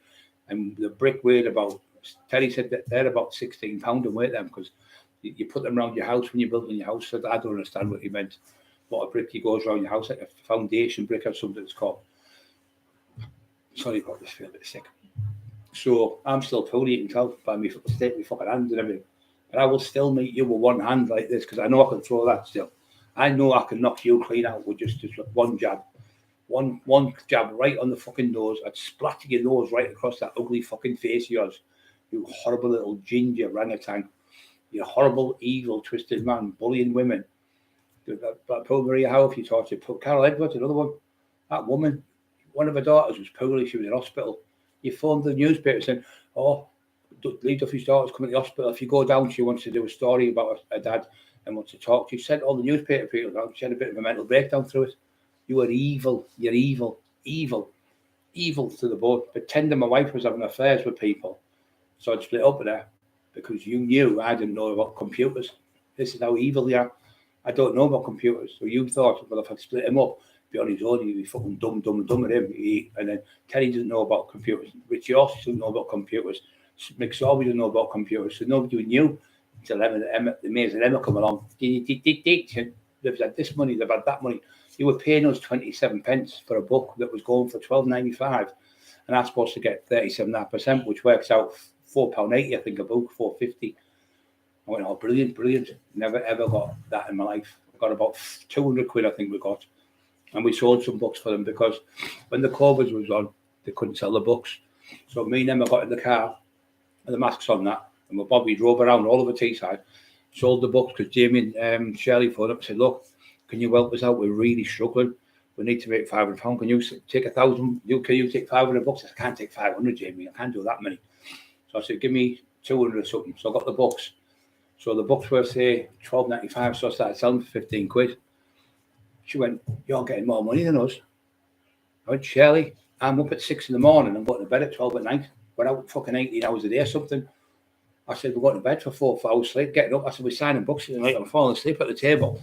I said, we're out driving all day. We're having to pay for fish and chips and patty and chips and things like that because we can't cook. We haven't got no time.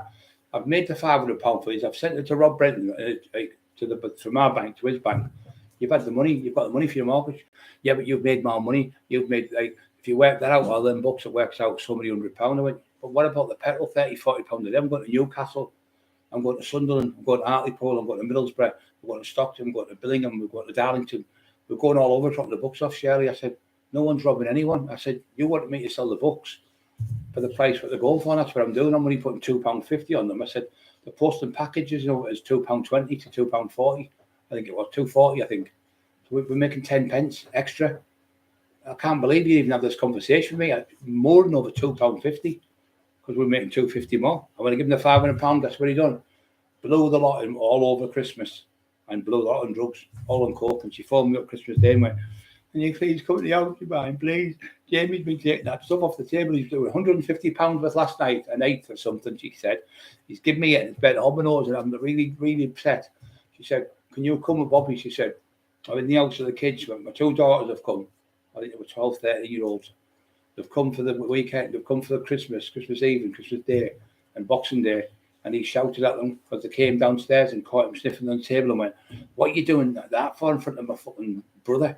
Like it was their stepbrother. He said, doing that in front of Jameson. He went, how dare you? How dare you speak to me like I'm a child?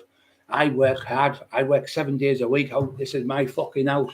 So he phoned me up. He went, I've just had an argument with Shirley's kids, telling me what to do in my own house. I said, Jamie, it's Christmas Day, man. They're only kids. Kids will be kids. It's Christmas fucking Day. It's Christmas Day is once a year. It's for the children and Shirley. I was sticking up for it.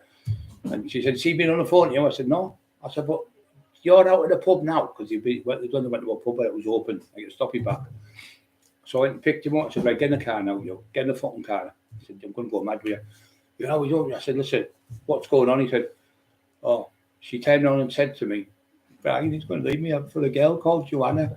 I said, who's Joanna? He said, some girl on the internet he's talking to. He said, do you know how many people fancy me? Look at her there. Look at how gorgeous. Look at her figure compared to yours. look at her. I could leave you now. She wants me to leave you. And that's what he was doing, torturing his wife and the daughters in the house. So the daughters walked out of the house, waited on the front for 40 minutes, and a taxi come from Harrogate to pick them up because the husband had been out. Her ex-husband would never let the kids go back to their house, only if he was away, say, in London or whatever. But he were not allowed to go when he was in the house, so he barred them from the house. That was his. And she got her kids took off her, because when she went for the divorce, the kids not took off her. The kids said, we don't want to go with you, we want to live with my dad. But when do you ever see young girls want to live with the dad? It's always with the mamas, you know that. That just shows you how evil you are, Shirley, because you remind me of that woman, of Matilda, the big school teacher, the horrible one who was a bully, and the kid eats the chocolate cake. And it's called Matilda, and he eats the full chocolate cake, and she's fuming. That's what you remind me of the, what's it called now? The mistress, or not what she called? The governor she's called in the film. That's what you remind me of, that bully, pure bully. So then I got you back with him. I took him to somebody called White, who was selling them Subutex. I found out, went to his house, Chalky White, not Chalky, what's he fucking called now? Terry knows already, but we found out he was getting his Subutex from there. And I said, what is Subutex? He went, heroin. I went, heroin? And that's when I found out. So he lived in a corner house just off Warwick Street in Middlesbrough. And there was a little Pakistani shop across the road. So he went in there and I said, go in there. And he tried to get a bottle of Bailey's. They hadn't on, so he said, would you take us to? I went all the way back towards Stokesley. And there was a corner shop just near Grove Hill where Steve Shannon lived, on the left near the hospital before you get to the hospital. I took him in there and he got a bottle of Bailey's. And he got a bottle of, I said, get a bottle of box of chocolates. So I dropped him back off. I phoned him, I said, I've got him. I've just dropped him off now. He's come around the corner. He said, oh, thank you so much. I said, look, don't let him know you phoned me. I'll keep it between us. She told me everything. She said, and by the way, Brian, she phoned me back up. She went, and you know the books? I went, yeah. She said, he doesn't write the books, Brian. Do you know upstairs we've only got 2 bedrooms? I'm in one with Jameson. So I have to sleep in that room with Jameson because he keeps weeing the bed. I said, right. And then she said, well, I said, it's probably the drink that. She went, yeah, you're right. Then she turned around and said to me, what was it? And by the way, he doesn't write the books. He can't type. I type the books. I'm a legal secretary. He gets the dictaphone and I'm up there. Why do you think I had all them 4 bottles of pop, 4 bottles of iron brew, 4 bottles of Coke, and all them pies and cakes and stuff and crisps and all that? That was for the weekend to stay upstairs to get away from him, because he's always on them internet talking to them women, the ones you pay money for. So he's always talking to them. She said, and he's always fucking bullying me and Jameson. He's a pure bully, shouting to him. When I was your age, 9-year-old, he said, I was out fighting everyone, knocking people out all over. The kid's just a very timid kid. You can see he's been bullied. He jumps when he sees him. And I went, you fucking horrible, couldn't bully a little kid. So I went to walk to the shop with him, goes to the shop, bought him some sweets and that. He's coming back. I ain't talking my head off in there. I'd never heard him talk before, like constantly talking. I said, what are you doing, son, at school? And he said, I love football. I said, I couldn't fight at school, son. I got beat up all the time. I got bullied, I said, there's no shame in it, but you need to learn to train, do a little bit of training, maybe do a little bit of that. Your dad will teach you, do a bit of boxing. Fucking teach him 500 years and still fucking not learn how to throw a punch. So he was going, oh, you think so, bro? I said, what do you want to be in life? He went, I want to be a footballer. I'd love to be a footballer. He said, but my dad wants me to be a boxer. I went, well, you listen to me now and listen good. He went, what? I went, it's your dream and your life. You know your mum. Could you tell your mum what to be? He went, no. Could you tell your granddad what to be? He went, no. Could you tell your friend at school what to be? He went, no. Well, why should your dad tell you what to be? You be your own person, be your own man. Do you understand me, son? I went, yeah, thank you, Brian. Thank you very much. Anyway, very polite, lovely kid. Goes in the house. I said, Jamie, he was at the table. Sherry was at the table. Bobby was behind us, coming in. I said, just been talking to Jameson there. No disrespect, I'm not trying to get split families up or anything, but he doesn't want to be a boxer. He doesn't want to hurt your feelings. He doesn't want to be a boxer. He wants to be a footballer. I think it's amazing that he's wanting to be a footballer. She went, oh, thank you, Brian. Thank you. She started clapping her hands at the table in front of the kid, in front of me and Bobby. I went, yeah. And then he looked at me like that and he went, he could see he was fucking raging. I said, Jamie, it's like you want to be an author. Well, you're not going to be one, but you want to be what you want to be. You can't make somebody be something, just because your dad was a fighter or your dad was or whatever. I'm on about people on here now. Just because your dad was a fighter, it doesn't mean to say you're going to be a fighter. You might have a total different way of thinking in life. You might want to be an artist. You might want to be a footballer. You might want to be whatever. You might want to work with kids. And just, you can never, ever make somebody do something that don't work. We live in it. We don't want to do. We live in a democracy, this world, and we're all here to help each other. One falls down on this channel, the others jump on and help each other. No one hurts anyone on this channel. Rock, Mark Emerson. I love Mark. I would fucking live my life out for Mark Emerson. I would for Rock. I would for Timmy B. I would for John Craig. I would for the Radio Nightmares. If they were fucking going to get hurt, I'd rather be with them than them getting hurt. I'd rather stand in front of a fucking bus and help them. That's the type of person I am. I would never let any of these down on me. If any of these wanted me to come and see them, I'm just worried about Gerard now. I'm really getting upset about it because he was having a bit of problems, you know, and I said, I'll help him. And what I've done is Boyle's been coming on saying things, and I think Gerard's got the same as me, spelling mistakes, and he's done something wrong. I thought, I'd spoil that. I just realised today, freedom helps me, because he said, when you block someone, right, the people underneath go off, I know, for fuck's sake. So anyone's being blocked on here, it's me being a fucking divvy. I just don't know use computers, because he's coming on doing my head in, calling them and stuff, so I'll go hide from the page. I didn't realise it takes everyone else off underneath. Fucking hell. Yeah, he doesn't know. Timmy B, you're 1,000,000,000% fact. He's never done a fucking day's work. I worked on the beach when I was 15, shoveling fucking tons of coal in a day to get coal and make money for the family.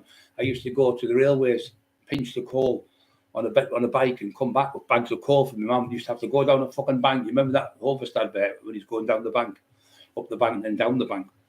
I was like that, and working on the beach. And I worked in jobs like selling cars, well, not selling cars, working in a place where you sell cars, washing cars and stuff.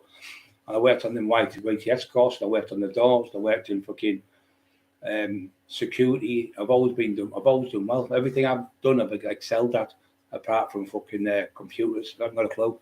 But if I probably did the course, I mean, I've got diplomas in the ozone and things like that. I've got loads of stuff. I've got diploma in maths. I'm really good at maths, spelling. I'm shy. I'm getting better. I've been on here, coming on here. I'm definitely getting better than I was before. Right? What I used to do before is spell the words, how you say them. So I've learned like quite a lot of things. Sean Day's taught me loads. He's a fucking absolute genius. And Lee Wortley, he's the best on the planet for me, for maths and that. Not maths, for English, how he writes. His books are written by John Blake Publishing. John Blake's a lovely man. So Boyle's calling up John Blake Publishing. He said, Brian Cockerill, no, Boyle and Brenton went, don't be getting involved with Cockerill. He's a nightmare. We give him a percentage, then he wanted more. No, I didn't want more, Jamie. I only wanted what I fucking was owed. I asked you for invoices. That's all I asked you for. And you went, oh, you can trust Rob explicitly. You can trust him with your life. I said, well, all I want is an invoice. I said, I need it for tax reasons as well. I need to know what I have to pay. I said, I need that. I said, but I get books of John Blake Publishing every 6 months to send you, right? Books printed, books sold, books in shops, HMC Customs, Inland Revenue. You know, all your stuff's on there. It tells you, even books that are in libraries and stuff, it tells you where all your books are at. I only asked you because you said you had 500 books printed. And when you give me the books to sell, I've got 200 books, I think, sold or free. So where's the other 200 books? Then you turn and say, oh, for some strange reason, we've lost 160 books in transition. So the judge said, well, that's it. If that's your fault, you still say you've lost 160 books. He said, 80 would be Mr. Cockerill's, and 80 would be yours. He said, well, why should I have to give him invoices to the judge? He said, because you've brought Mr. Cockerill into your business. War Cry Publishing have done a book on Brian Cockerill about his life story. So therefore, he's part of your business now. He's part of your company because you pay him a percentage out of your company, but you haven't given that percentage. Judge Cook, this was saying, Mr. Cockerill, what have you given the last year or so? He went, no. He went, nothing at all. Not one single payment you've showed him. He went, no, nothing. He said, oh, this is ridiculous. He said, full disclosure in 24 days. He said, I can have it in 24 hours. I'm waiting now 4.5 years later. And he's going, the tax man's being taxed off little Jamie Boyle. I've taxed you as a tax man. No, you've robbed me, Jamie. The difference is robbing people. Like Matty Joseph Turn, you robbed him. You've robbed Terry. You've robbed all these 37 people all over the country. You've had them all for documentaries and Kindles and audio, and you blew all the money on drugs. The whole lot's gone on drugs. And you haven't even, your house was repossessed after I give you the £500. She said he never paid the money, the mortgage, he blew it all on drugs. The whole lot.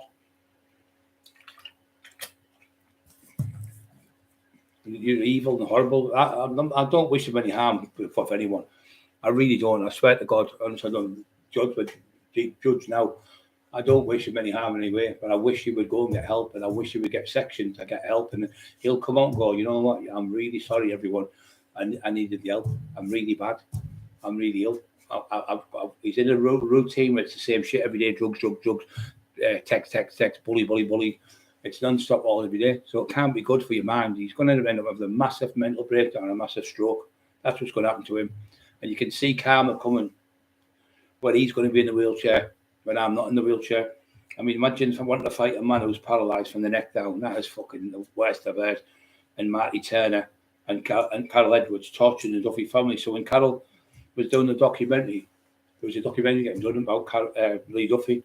So Stewie Armstrong, the documentary maker, said, thank you very much, Carol, for being on board, and thanks for giving us the go-ahead to do the documentary. She went, beg your pardon? She said, I've never given any go-ahead for any documentary with Lee Duffy. She said, for 20, this is what I'm saying with Carol, she went, for 29 years, I've never said a word, but I'm going to start speaking up now. So because he was pretending to be these different things all the time, and pretending people were giving him consent, Carol went, he hasn't got any cent off the Lee Duffy family. Nothing from us, nothing from his sister, nothing from his brother. In fact, his brother was dying of cancer and begged him not to do any more books because it was upsetting his mum and dad and the family. Please don't do any more books. And members of the families, it was upsetting. But Jamie, Laurie Duffy put a piece in, Emma's going to put it up for you so you can read it, but it's too close to put that in.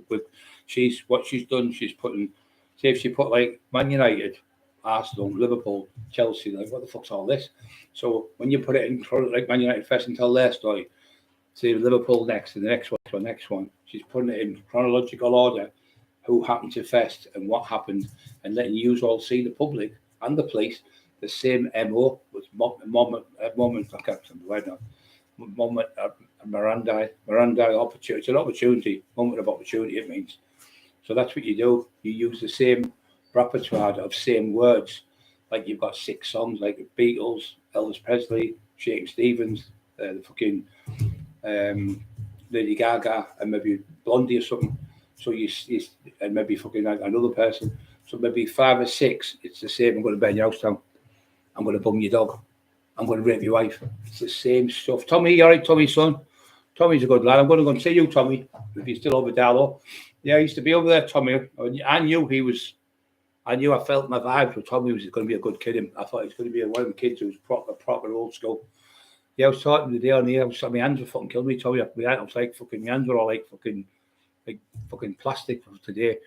Yeah, and you know what I'll do, Tommy, I'll meet up. I'll have some Monday. I'll give you some training tips and stuff, how to get bigger and stronger, and how to skip little bits, how you can get there. It'll be a lot easier for you. But I used to train over there in the there was a gym over there. I used to train down. I can't remember. It was only a little gym, but we used to train there. Me and Craig Howard. And there was a man called Mick Bolero.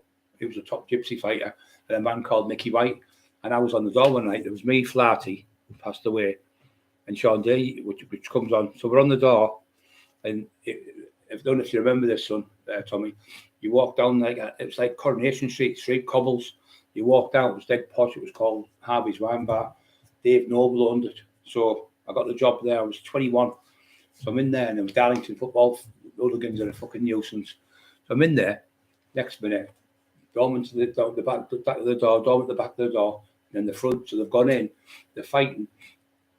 So I punched one, I punched another one, I've headbutted one, and I fucking 3 of them because they're all you're only like Harvey's Wine Bar was only a small place, but you'd be like, you could take you half 30, 40 minutes to get a drink at the bar, and fucking jam packed it was. You were like pushing together each other. So anyway, one of them's fucking used to have ashtrays in there, big ashtrays, big glass ones. So I grabbed another one and threw them across the floor, and then there was a bit of room to fight then. There's like 7 of them fighting me. The flight is coming through, and he's trying to get a cosh out. Couldn't get out anyway. I bit another one with the left hook, and as I bit him, this fucker's picked this big glass ashtray and smacked him right in the face and broke my cheekbone, cut on my face and bust my nose, and my eye was fucking massive. So I grabbed him and I bit a chunk out of his face, big fucking chunk, screaming like a pig he was. And I used him as a shield to get out because I was fucking trapped in the middle. I mean, the lads come in, the cavalry. Mark Epstein was there as well, and Sean and Flaherty, we all got in there and got them out. But I knocked 3 or 4 of them out, and he went, fucking hell, your hand speed there. And this was Mickey White, and he was the number 1 fighter in Darlington then. He went, this kid, he was telling everyone in Darlington, all the travellers went, this kid, he said, I've seen him fight, he's 21, he's just gone 21. He's going to be the new big new kiddie on the block. And he told everyone, I used to go and see Mick. I think one of them's passed away, travellers. But Darlington's got the biggest caravan, it was the biggest travelling park in the whole of the northeast. It's massive. There's loads there, travellers. But I got on with them all. They were all friends. And there's big Lewis Walsh, another friend of mine, great lad. Love Lewis. So he's in the pub, Lewis. I don't know if you know him, Tommy. He's a great lad. Bare knuckle fighter, fighting the ring with the gloves on. I think he's had about 20 fights. He's won them all. We're in a nightclub called. We're in a rave club, Terry's. It was called the Steam Packet. It was an illegal one.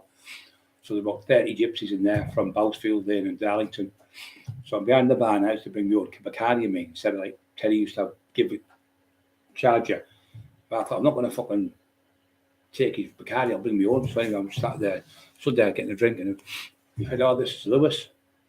I went to Lewis Walsh. I said, oh, very all about you know, so you doing, son? He went, yeah, I'm all right, big fella. So I grabbed Lewis under the armpits, picked him up and went, oof, and caught him. He come back down the court and threw him again, caught him again. And I went, yay, yay, he was like a baby. He went, Terry, tell him to put me down. Tell him to put me down. Lewis, he'll tell you the truth. He's a great lad.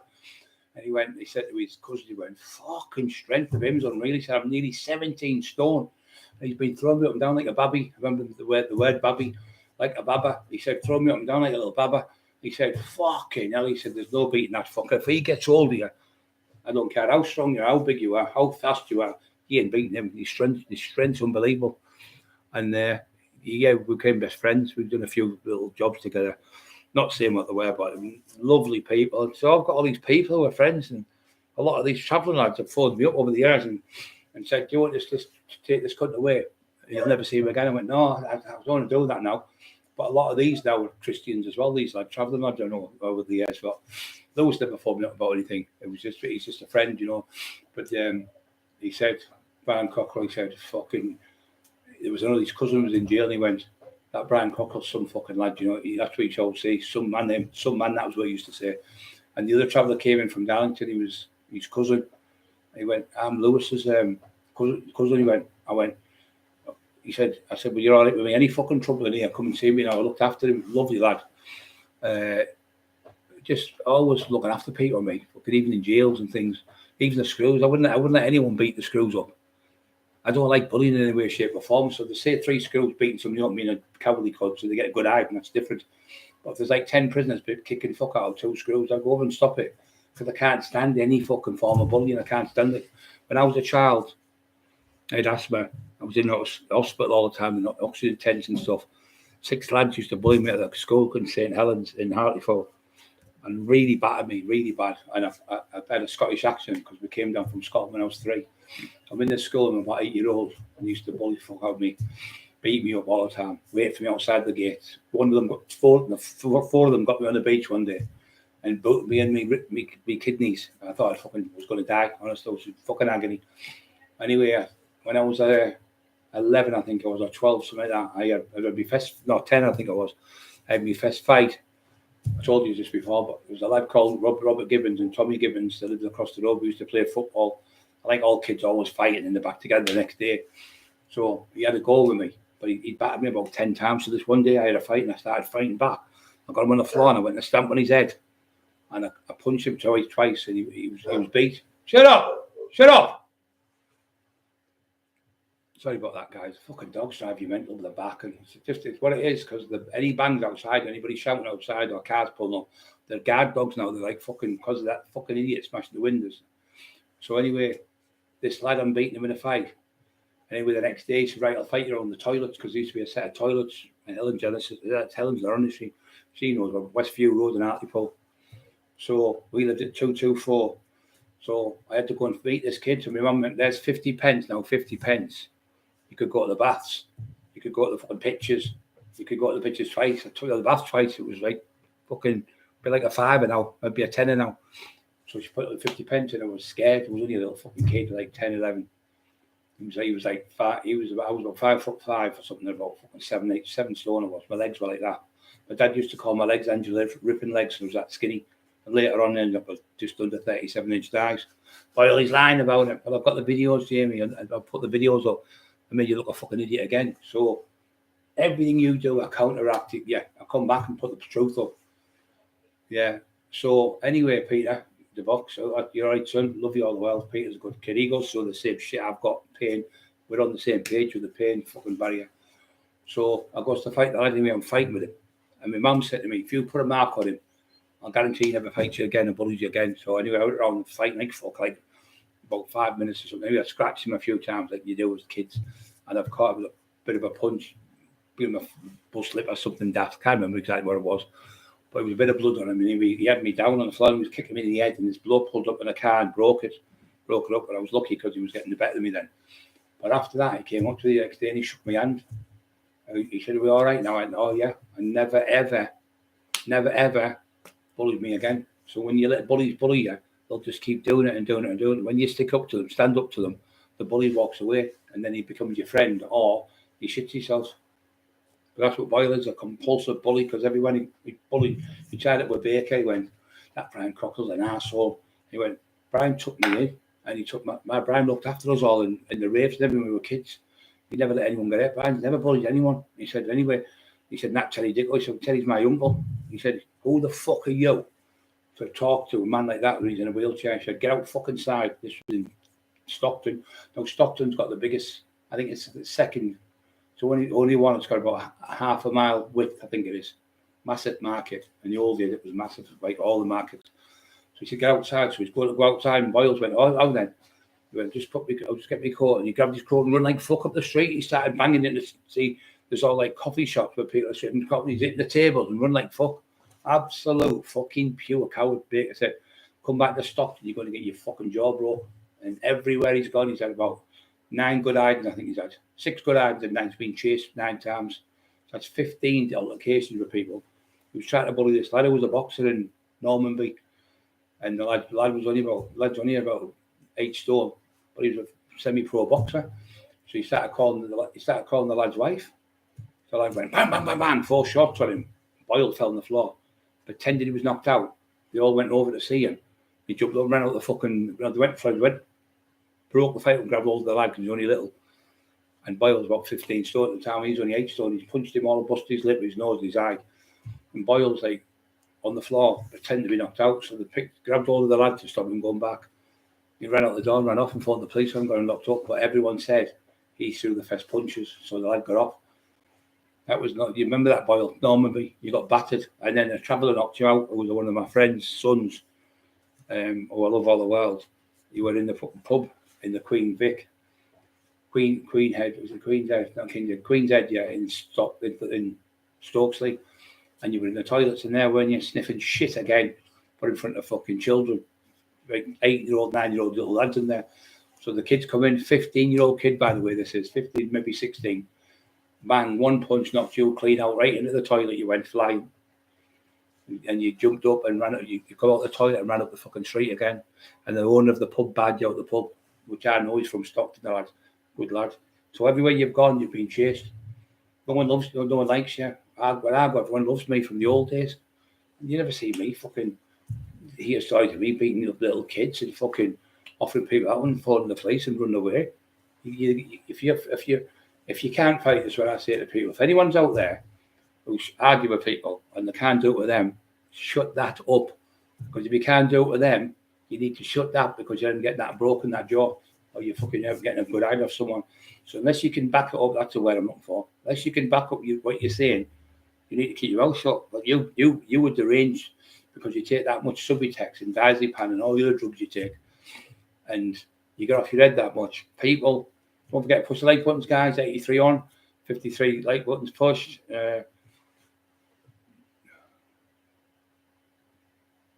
Have I ever heard of the Divine Comedy? I've heard of it, yeah. Andrew Williams, what's your problem, mate? You put another post on today saying you never do something with the picture. I don't know what you're on about. If you've got a problem with me, just come out with it. Instead of tiptoeing on the daisies.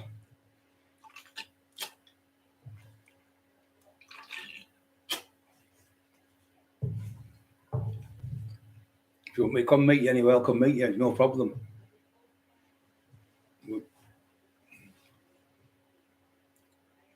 Only the rock. Only the rock. 1, 2, 3. The Divine Comedy. I think it could be that idiot. Tinfoil. That page a few times last month. I've had about 6 stupid comments off it.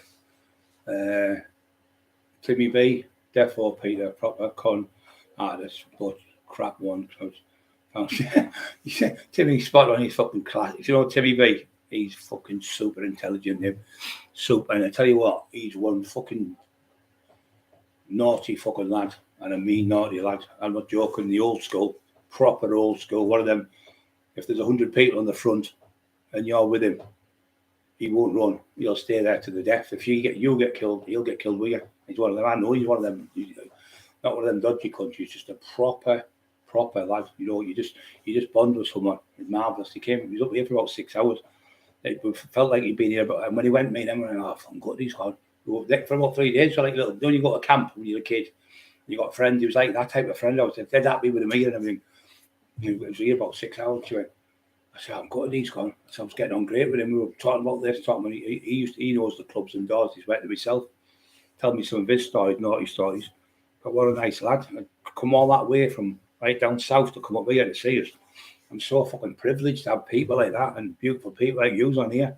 It's just amazing. He's a con man. He's kind of not that good, but if you found that. Yeah, crap one.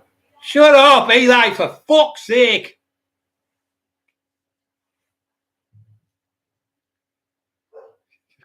What? Shut up, he fucking.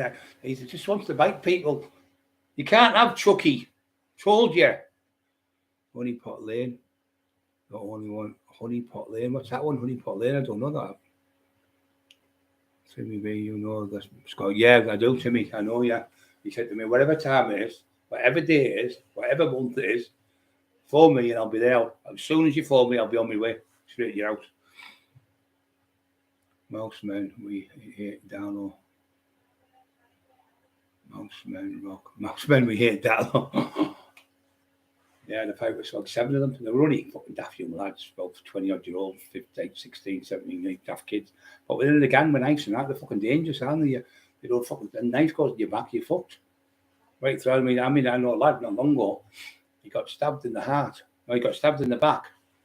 What happened is, I was going to this house, going to get some coke in this house. It was about 6 years ago.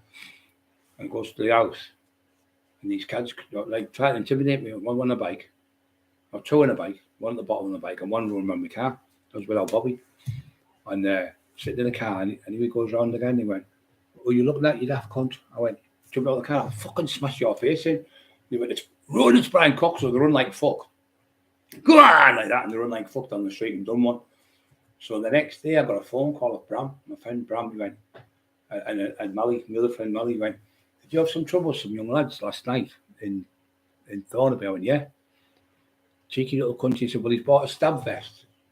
He's gone on the internet going, look at stab vest like that." And he stabbed that himself. He was off his head on loads of cannabis.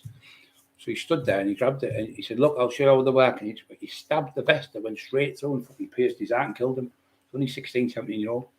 It was the same kid I chased the night before. So, you know, them stab vest things, they weren't proper. They sell them online, dodgy ones. Poor little fucker. I felt terrible, you know, in my head. I felt fucking awful. Tinfoil. Well, he's saying he hasn't made a statement. Well, how the fuck was he on bail for 6 months, Jamie? And the thing is, I was not allowed to go into you and your wife because you both made statements. But then you're saying the same thing to Dale. "What's that? You're going to kidnap my son?" Dale went, "What are you fucking on about?" You'll see this in the transcripts what we put on. This is him and Dale arguing on whatever. And you can see Jamie Bell going, "I've had 27 bouts. Bouts means boxing in the ring. And I've reached the semi-finals. I'll meet you and I'll mully you when we jab. The same as I will school you, Cockerill. I'll fucking school you." You couldn't school me, you silly cunt. Because you haven't even stood in the same.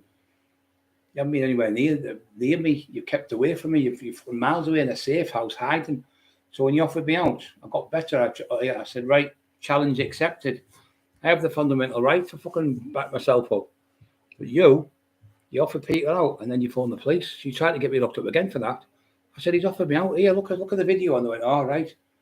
She went, we can't do nothing. No further action again. Yeah, Tim, yeah, definitely look after me. Yeah, he's great lad. Loads on it, good people. Rock's fucking good lad as well. Rock's a tough lad. I know, even though I've met him, I just know he's got it in him. Rob Douglas spoilers to be pal, just ignorant. You can't, son, because what it is, Rob, he's trying to get me arrested, son. And what it is, I'm trying to put the evidence out to let the police see on here. Because he's beaten the police on me multiple times. So I'm showing the evidence on here as if it's a court case every day. So people can see it and think, fucking hell, Brian's telling the truth. So you need 100% concrete evidence to get off. All I said to me, he said he was going to rape my wife. He threatened to rape my dog, kill my brother, and come in the house. I said, you fucking come to my house with any violence, I'll meet violence with violence. Even if I have to portray the worst violence you've ever had, I'll fucking kill you on the doorstep. And that's what I said. That's what I've been locked up for just saying that. Fucking 14 months now, I've been on this fucking stupid release or RUI, it's called released under investigation for an allegation. I said, I've already admitted to it. Yeah, I did say it. What would you do if it was your? I said, the cop, what would you do if it was your wife went? I wouldn't certainly sit there.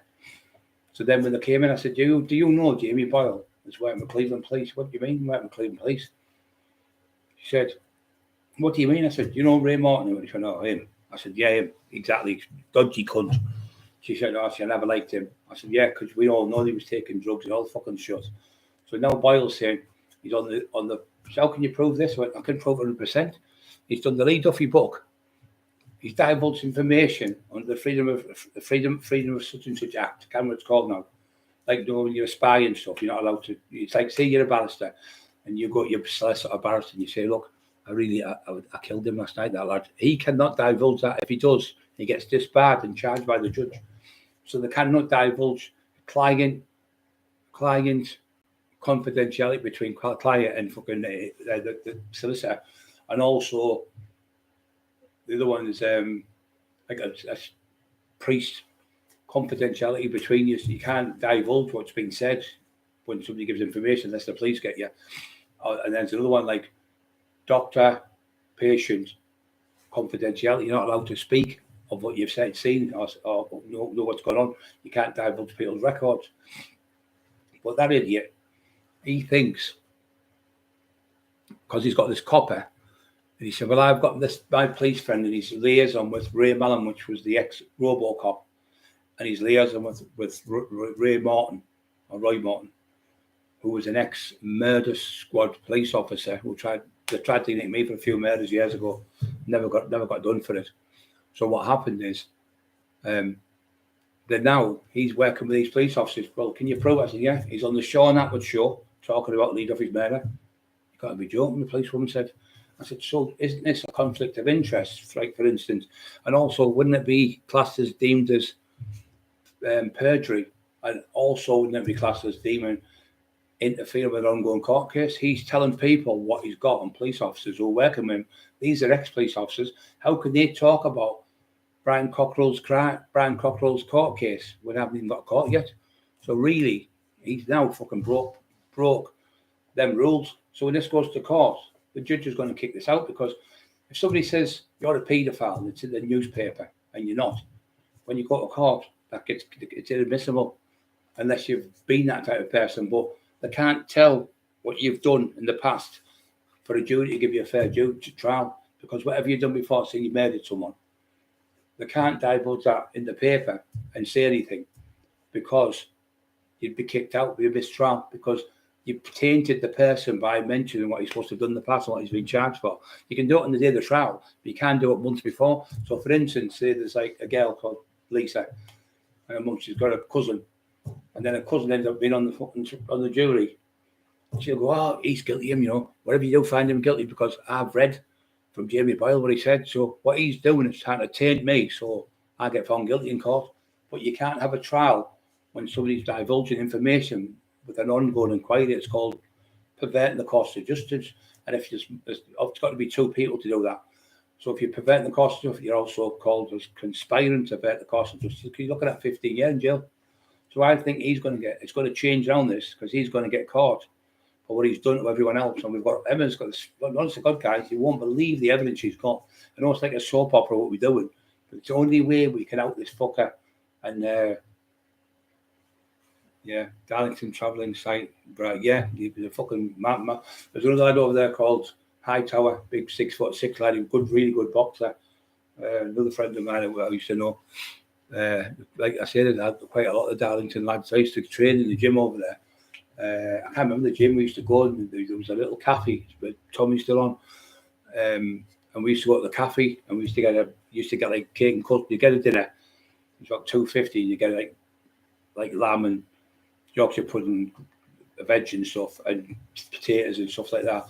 And then you get a cake and custard with it for about £2.50. So I used to get two every day. And we used to go down and get our meal. It was really, really cheap there. Yeah, Rob, I'm not being disrespectful, brother. I love you all the world, but yeah, we've got to do it like this, Rob, because if we don't, we want other people to come forward. And this is what's been happening. So more and more, we've had something like 37 people he's ripped off with the books. And we've just had another school teacher contact us today and say, I give him £1,500 to write a book, what I saved up from school. When I finished as a school teacher, she said, I give Rob Brenton, War Cry Publishing, War Cry Press, £1,500, and they never done the book and kept all the money. She's got all the proof, records, and everything. She's got with the teacher, fucking clever as fuck, and so yeah, Rob. So you just think, no worries, Rob. Rob, you're welcome anytime when you're up, mate. Anything you want to ask me, questions anytime. If you want to come and see me anytime for a day out or have something to eat, mate, you're welcome. Anyone's the same. I just like to help people and be nice to people, and make people's days nice. Sometimes you're really down and depressed. I want you to text away to help you. Anyone who's on here, as you know, I've helped loads of people on here over the years. Yeah, and I never want out. I don't want out off anyone or fucking. I don't want out off anyone for fucking helping them. I just like to do it in the name of our Lord Jesus Christ.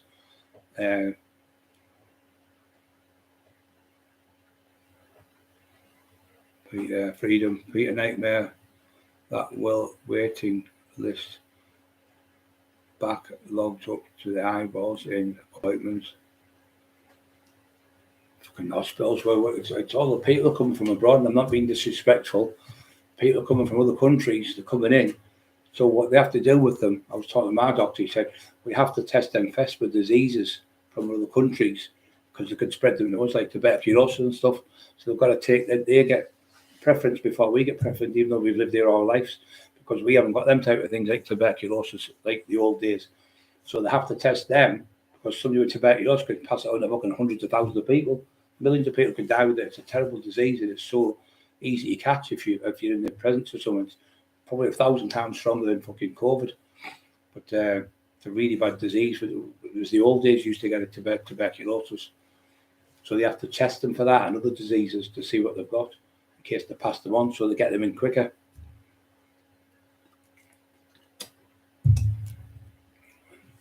This backlogged freedom.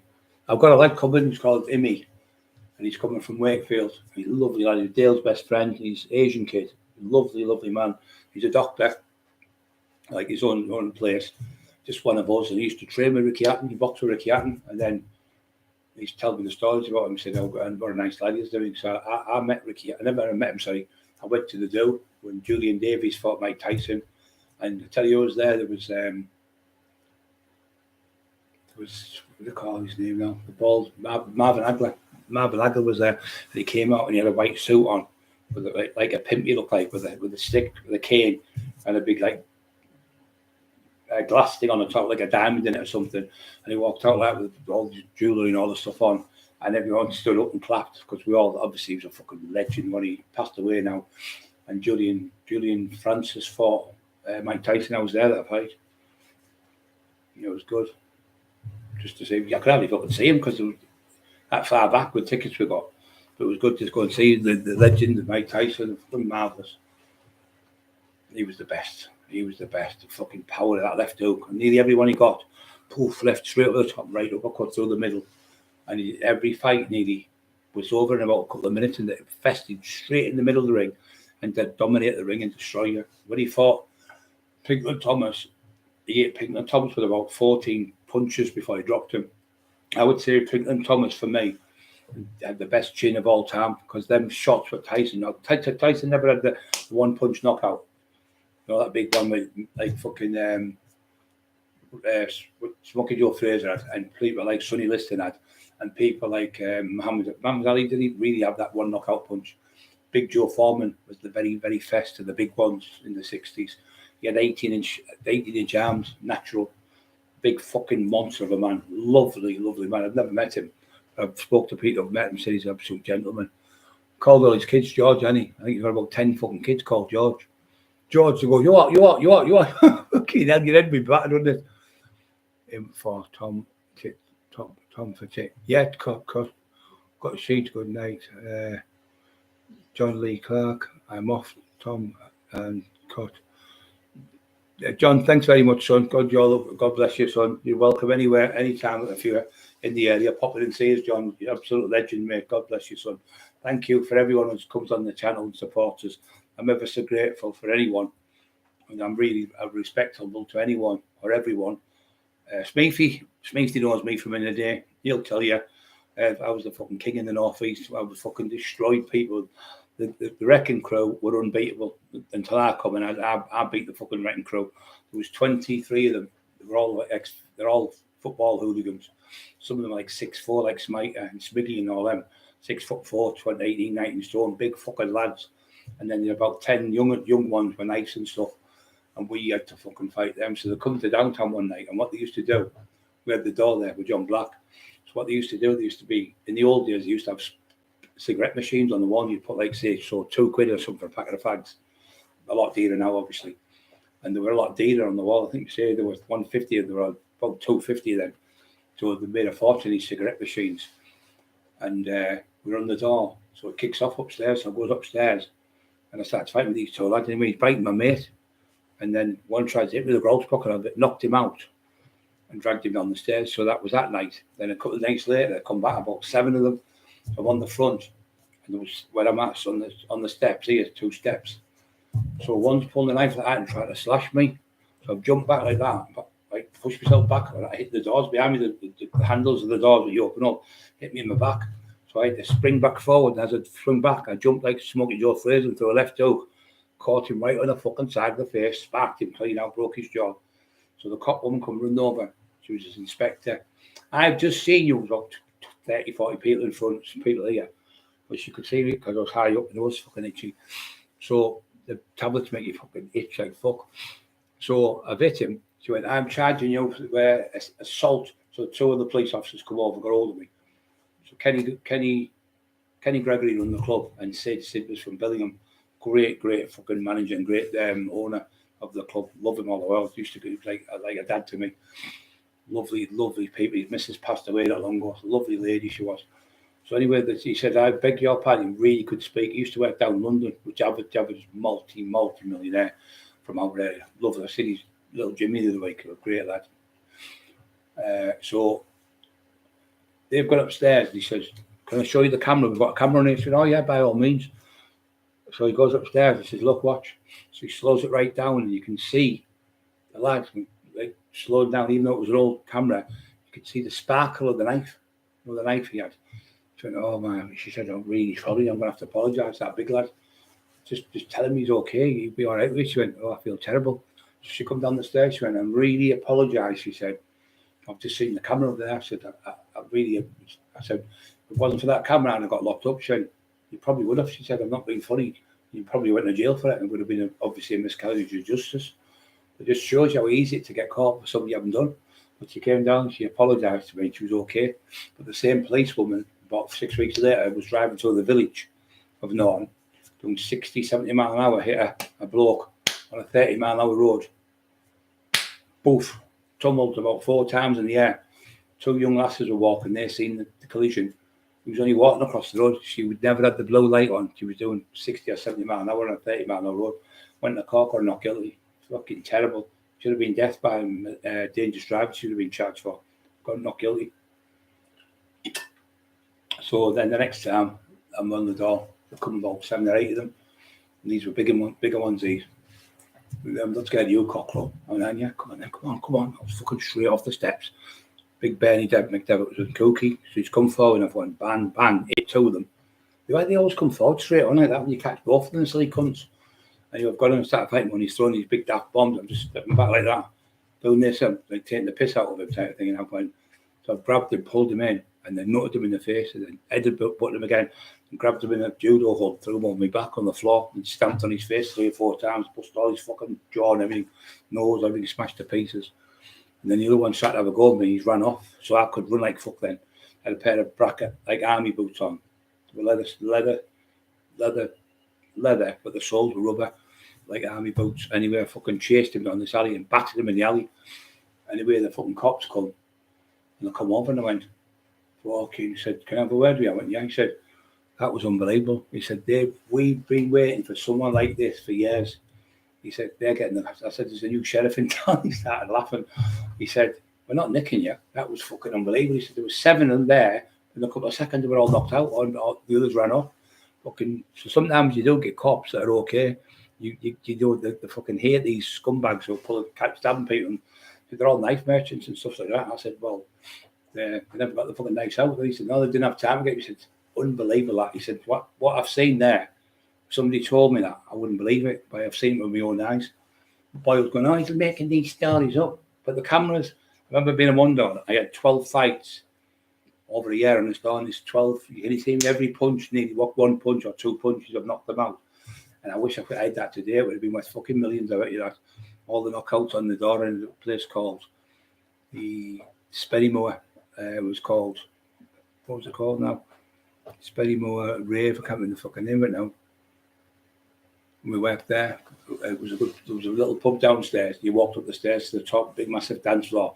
I used to do loads of that fucking rave dancing, and I used to love it. Flat. A man's home is his castle. Yeah, Mark Emerson. Exactly, that's exactly what I said to them. I said, what happened to Winston Churchill? We shall fight them on the beaches. We shall fight them in the streets. We shall fight them in the landing strips. We shall fight them in the fields. And we shall never, never give in. Well, that's me.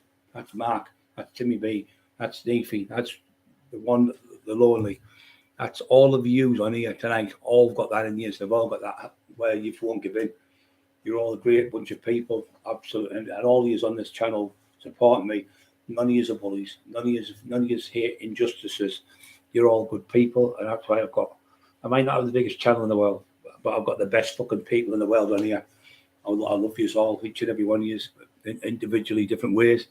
Some people are really worried about Mark Emerson, puts the shit somewhere with him when it's raining.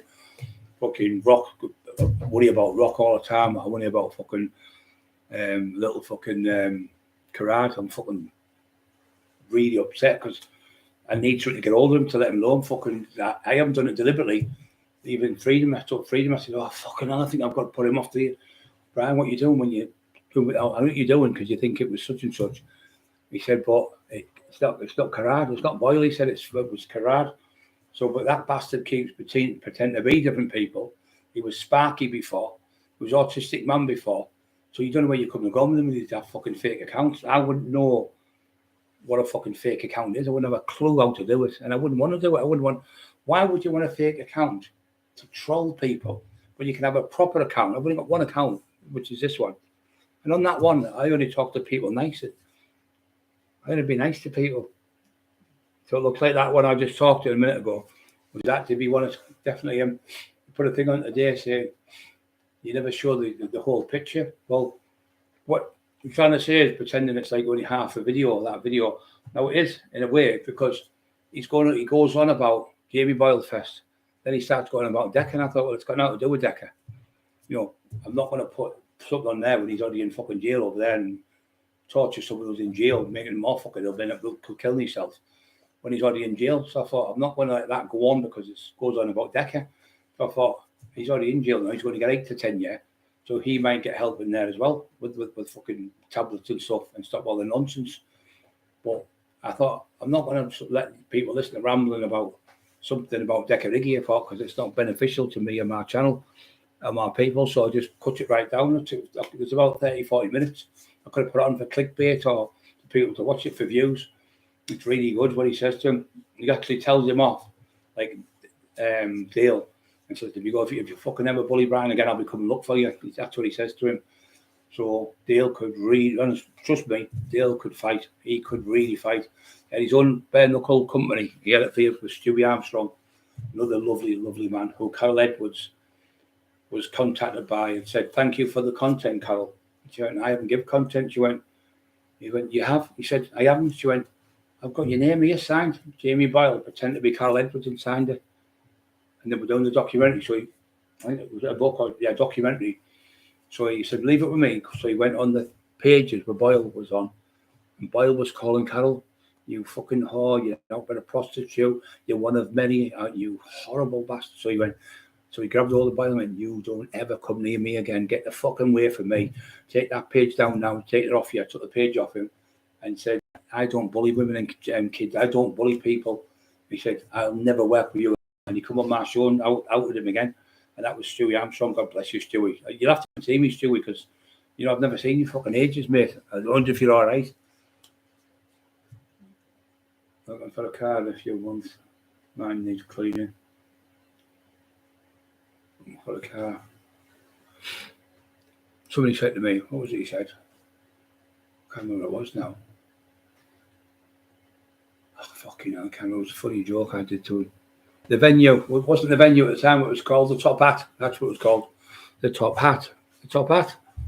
Yeah, it was the Top Hat. It was the venue later on. I think Bill Graham had the door then. But 4 Dave Dorman came on one night. Was it 4 or 5, maybe 5? And he had these Bellarado or something called collars. I've got one myself, a suit, really expensive.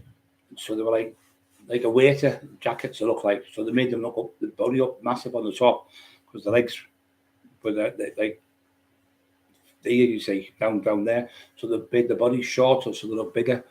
They'll come in tuxedos, Dorman. And okay, mate. He went, I said, what do you want? He went, we're coming in with Dorman.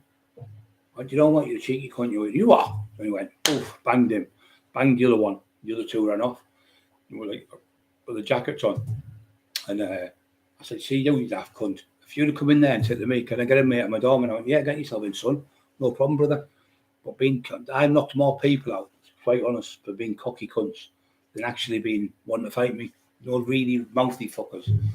Like, looking at you like shit and that. Can't stand it. Fucking cocky cunts. So I sparked them. And that was on camera that as well that night. But they took it off.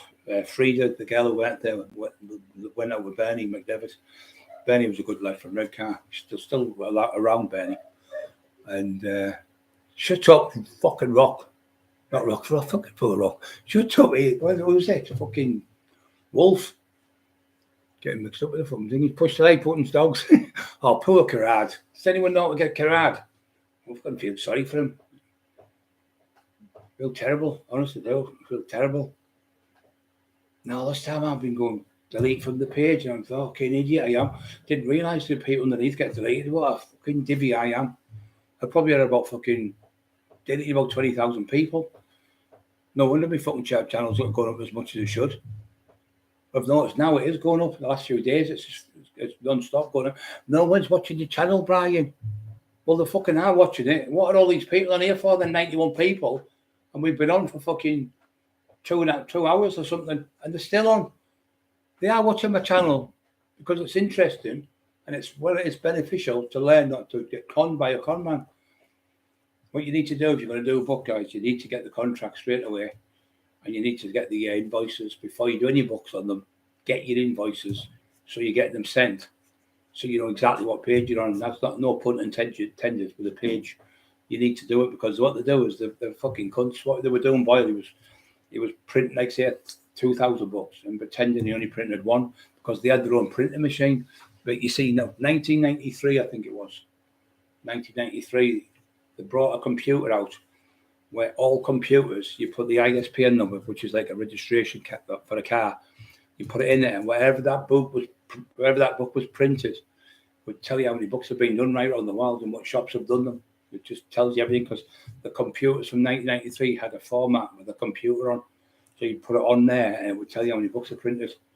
So we're going to have to, we spoke to a girl called Helen, who was Emma's friend.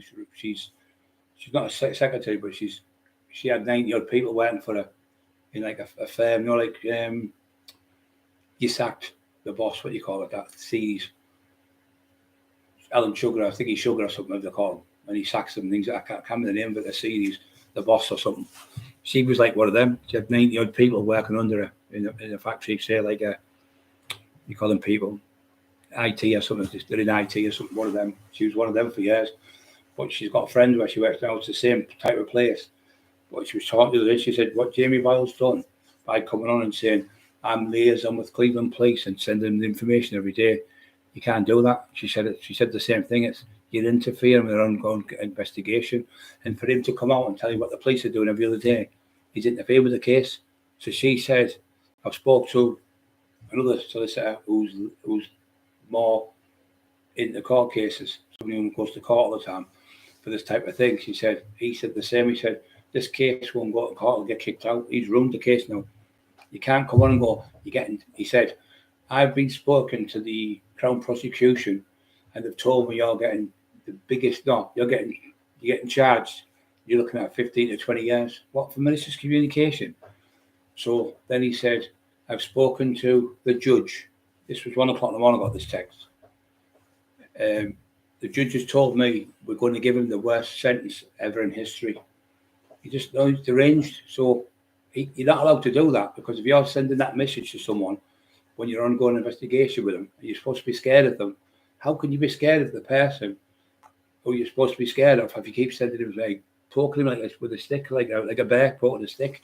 Well, that's what they're trying to do. I think Cleveland Police thinking, just keep going, Jamie, you'll get him. And when he says something, we'll be able to put him away. But that's why I've got. But we've also got the complaints police. They're not police. They're actually a different governing body, but they're the ones you can complain with. So we complained, and Emma's complained, and they've come forward. He said, my name is Inspector Brian. I couldn't believe it. I thought, I was praying last week, and I thought, okay, now I said, Lord, thank you so much. And then, like I say, Dale's messages from the dead. So the dead people who he's bullied to death, Dale and Matty Turner, are coming from the grave to haunt you. They're coming from the graves to haunt you, Jamie and Shelley. What you've done to people is just unbelievable. If you've written this, Stephen King couldn't even write this, like a horror film. And what they do is, yeah, is that what you do, Freedom? Anyone sees a bad post, comment on the post, don't reply to it. Yeah. Well, what I do, this is what I do, which is great. What I do, I've worked out Freedom. So what he does, he'll say something right about me.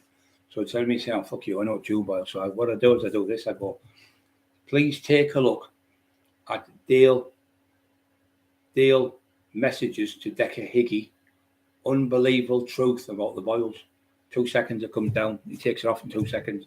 Or I'll go, everyone go and have a look at the new post. Emma talks to Simon. Unreal footage or whatever. I'm going to dramatise it a bit. And I'd like to say 3,000 people have watched that already. So they're all saying the same. All the lies he's been telling. There's an old saying my mum used to say, it's from in the war. We used to put everything in the wash.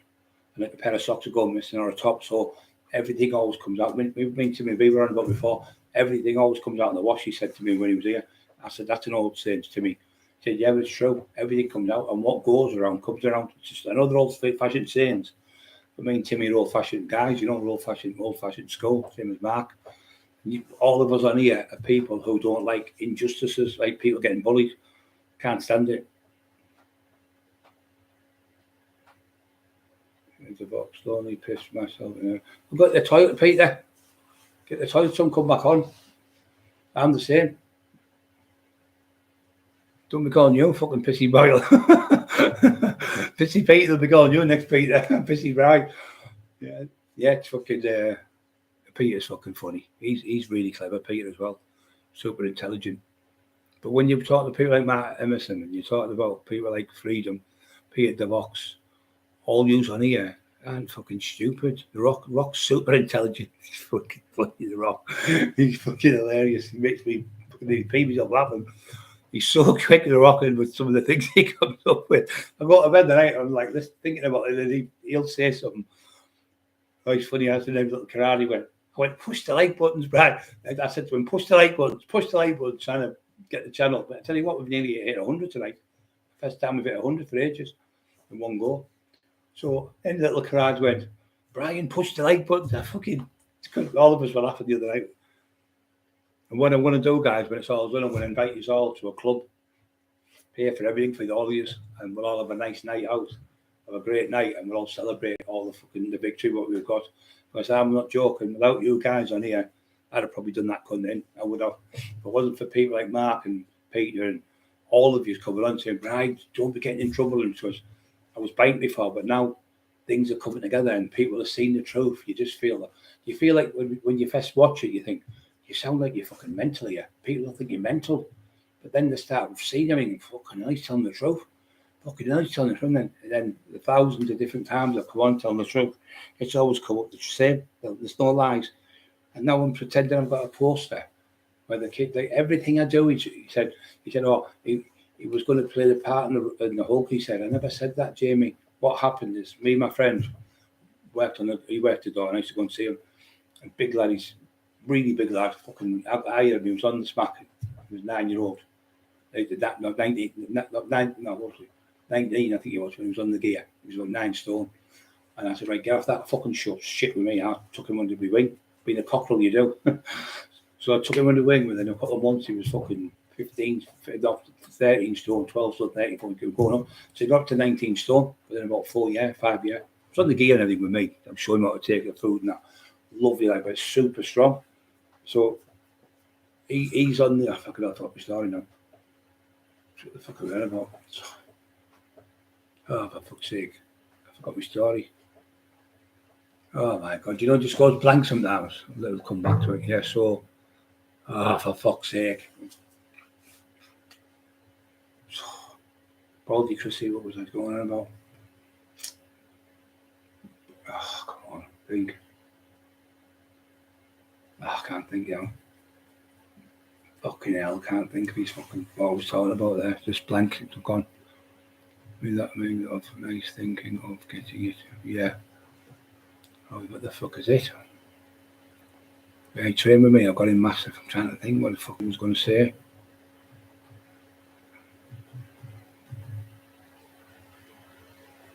Oh, God, come on, Ryan, what are you doing? Fucking idiot. I'll come back to me in the middle of the night, I'll wake up. Oh, that was that name. Do you know my head? No, I can't fucking think of it. Mate, offered nice talk, thinking of getting it.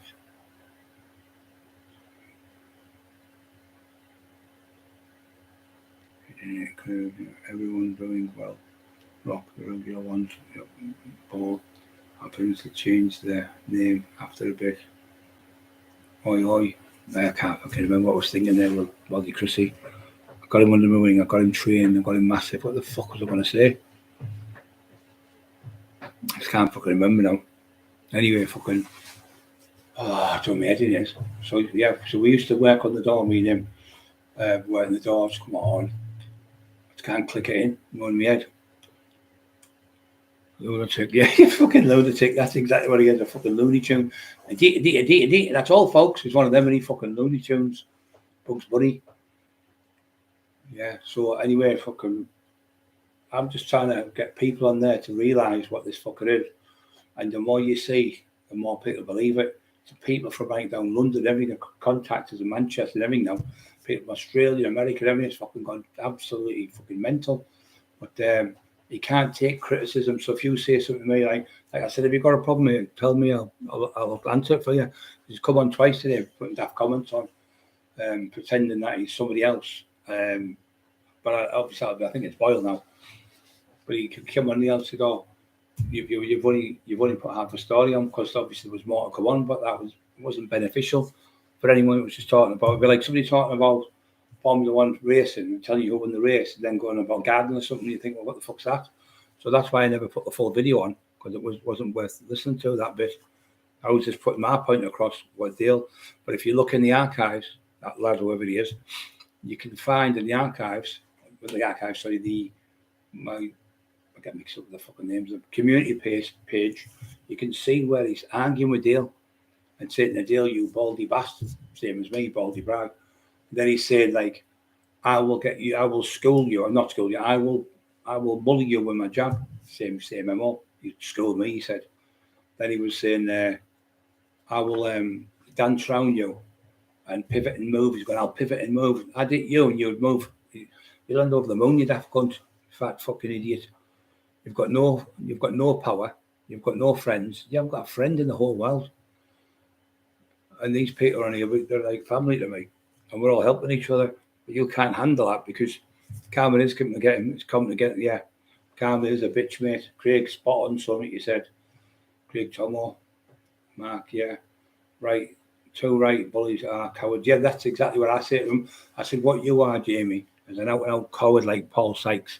Paul Sykes, when fronted by the tax man, taxed him twice. Paul Sykes bottled it when I went with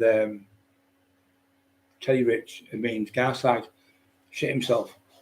Paddy Connery come with us. We went, me, him, and Dave Garside. Went again. So we taxed him. I taxed him twice and they taxed him a few times. So what he was doing was taking money off people in the area. So we just couldn't take it off him anytime. A few times, like I said, I took money off him and he did nothing. He wouldn't even get up and fight me. He was a coward. He wouldn't get off the table. He wouldn't stand up. He was going, no, doing that to me. I thought, I can't hit him. He's fucking sat there shitting himself. He's going, Paul Sykes would have wiped the floor with him. He could have wiped the floor with me, Jamie. Why didn't he do it back in 91, 92? Because he couldn't fight. He couldn't fight like me in the street. I admit, I wasn't a great boxer in the ring, but it wasn't my domain. It's like saying to Mark Spitz, you're a great swimmer, but you're shit at pool. Or saying like, Steve Davis, you want to fucking play at pool, but then go and get him to play dance, be fucking shit. So you can't excel on everything. So I excelled in the street, but street fighting better. And I learned bits of jiu-jitsu. Bram taught me bits of fucking all sorts of stuff. I like karate as a kid. But that was at the Hulk. Thank you, I've got it. So he said, Brian, so Baldy Chrissy, he looks a bit like Shrek, big lump, his head, bald head, like a big fucking, look at me, you can see the kind of a fight. So what happened is there was a lady, she does, when you go and it's like kids on bouncy castles and all that. So it was going to be a day out for these kids who are handicapped at Redcar Beach, or Saltburn and Redcar, I forget what it might have been both, might have been like a couple of days. She said, oh, we do this every year for the kids. She said, she trained as a bodybuilder out of the gym. She was a really lovely girl. She only about 5'4". She was a really good physique, like competing on stage. She wasn't like Mr. Olympia or like that, but she was like really good, like a northern top bodybuilder. And she said, you know what I'd like to do? She said, if you'd let us do it, if you dress up as the Hulk and he dresses up as Shrek and give all the kids, you know, like a day out with them and you use two, that'd be amazing. Because Chrissy was massive as well, but he was like 5'10", about 19 and a half stone, massive lad. You dress as the Hulk and have the short, the thing he ripped, his thingy, Dan.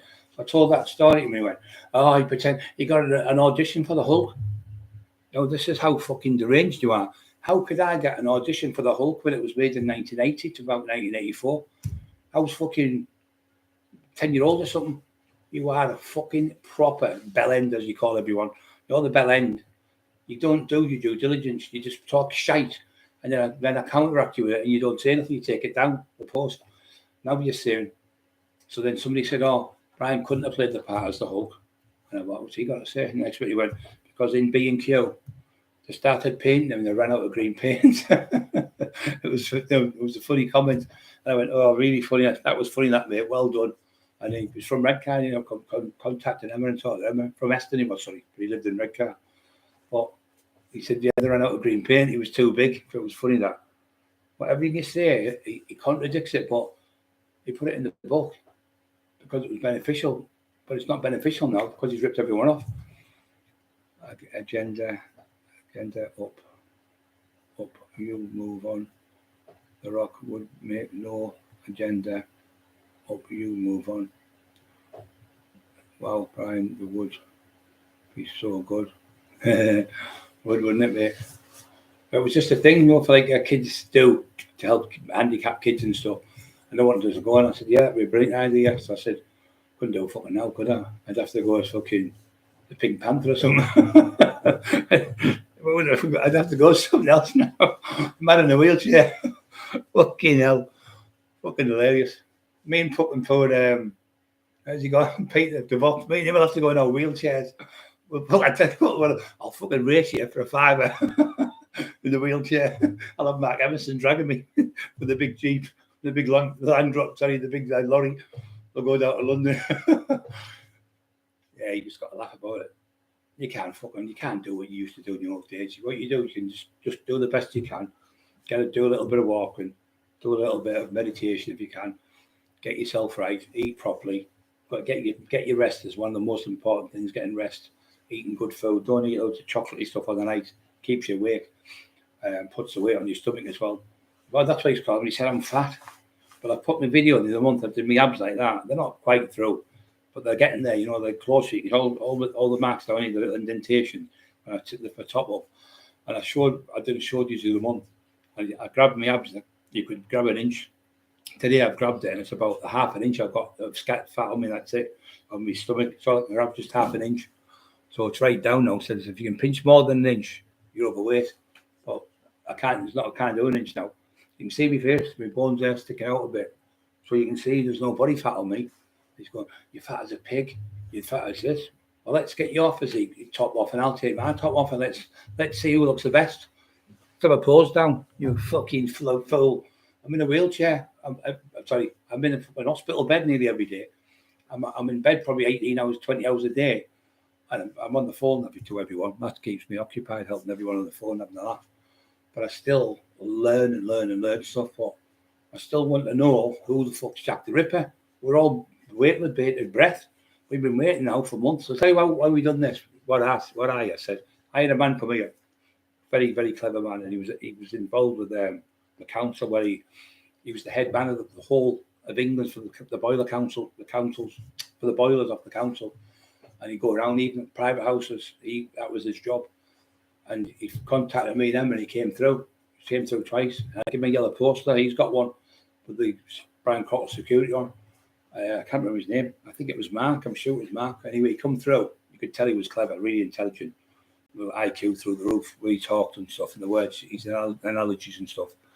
So yeah, we got on with him really good. Lovely man. So he said, what about this, Brian, as an idea? I have a friend who has buses.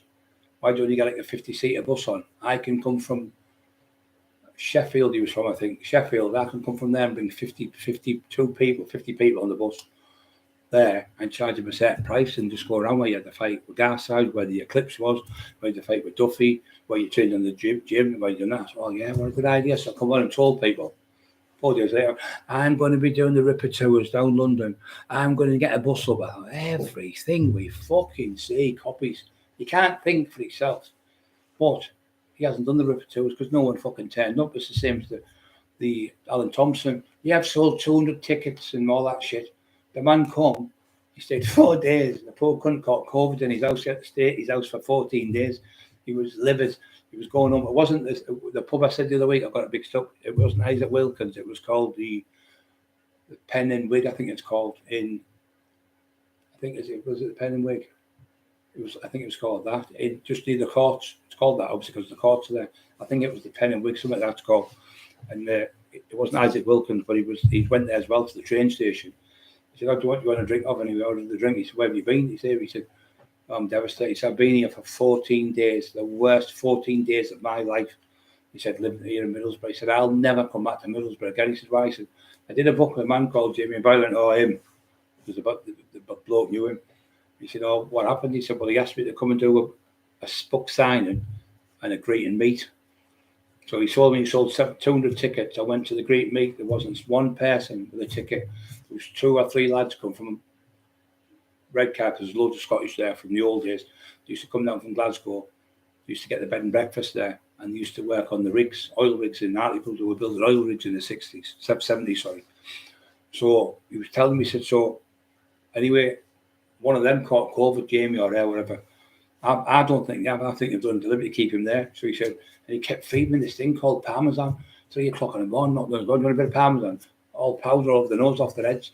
He said, 2 lunatics, complete lunatics. He said, they're both of them and his wife. He said, always arguing, screaming and shouting. He said, my head's battered and the dog barking all the time. like my fucking dog probably.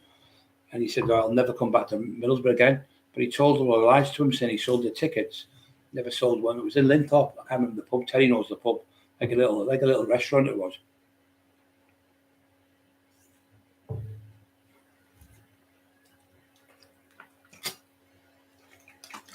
Mark, what you been up to, son? Are you all right? Mark Emerson. Seems all right.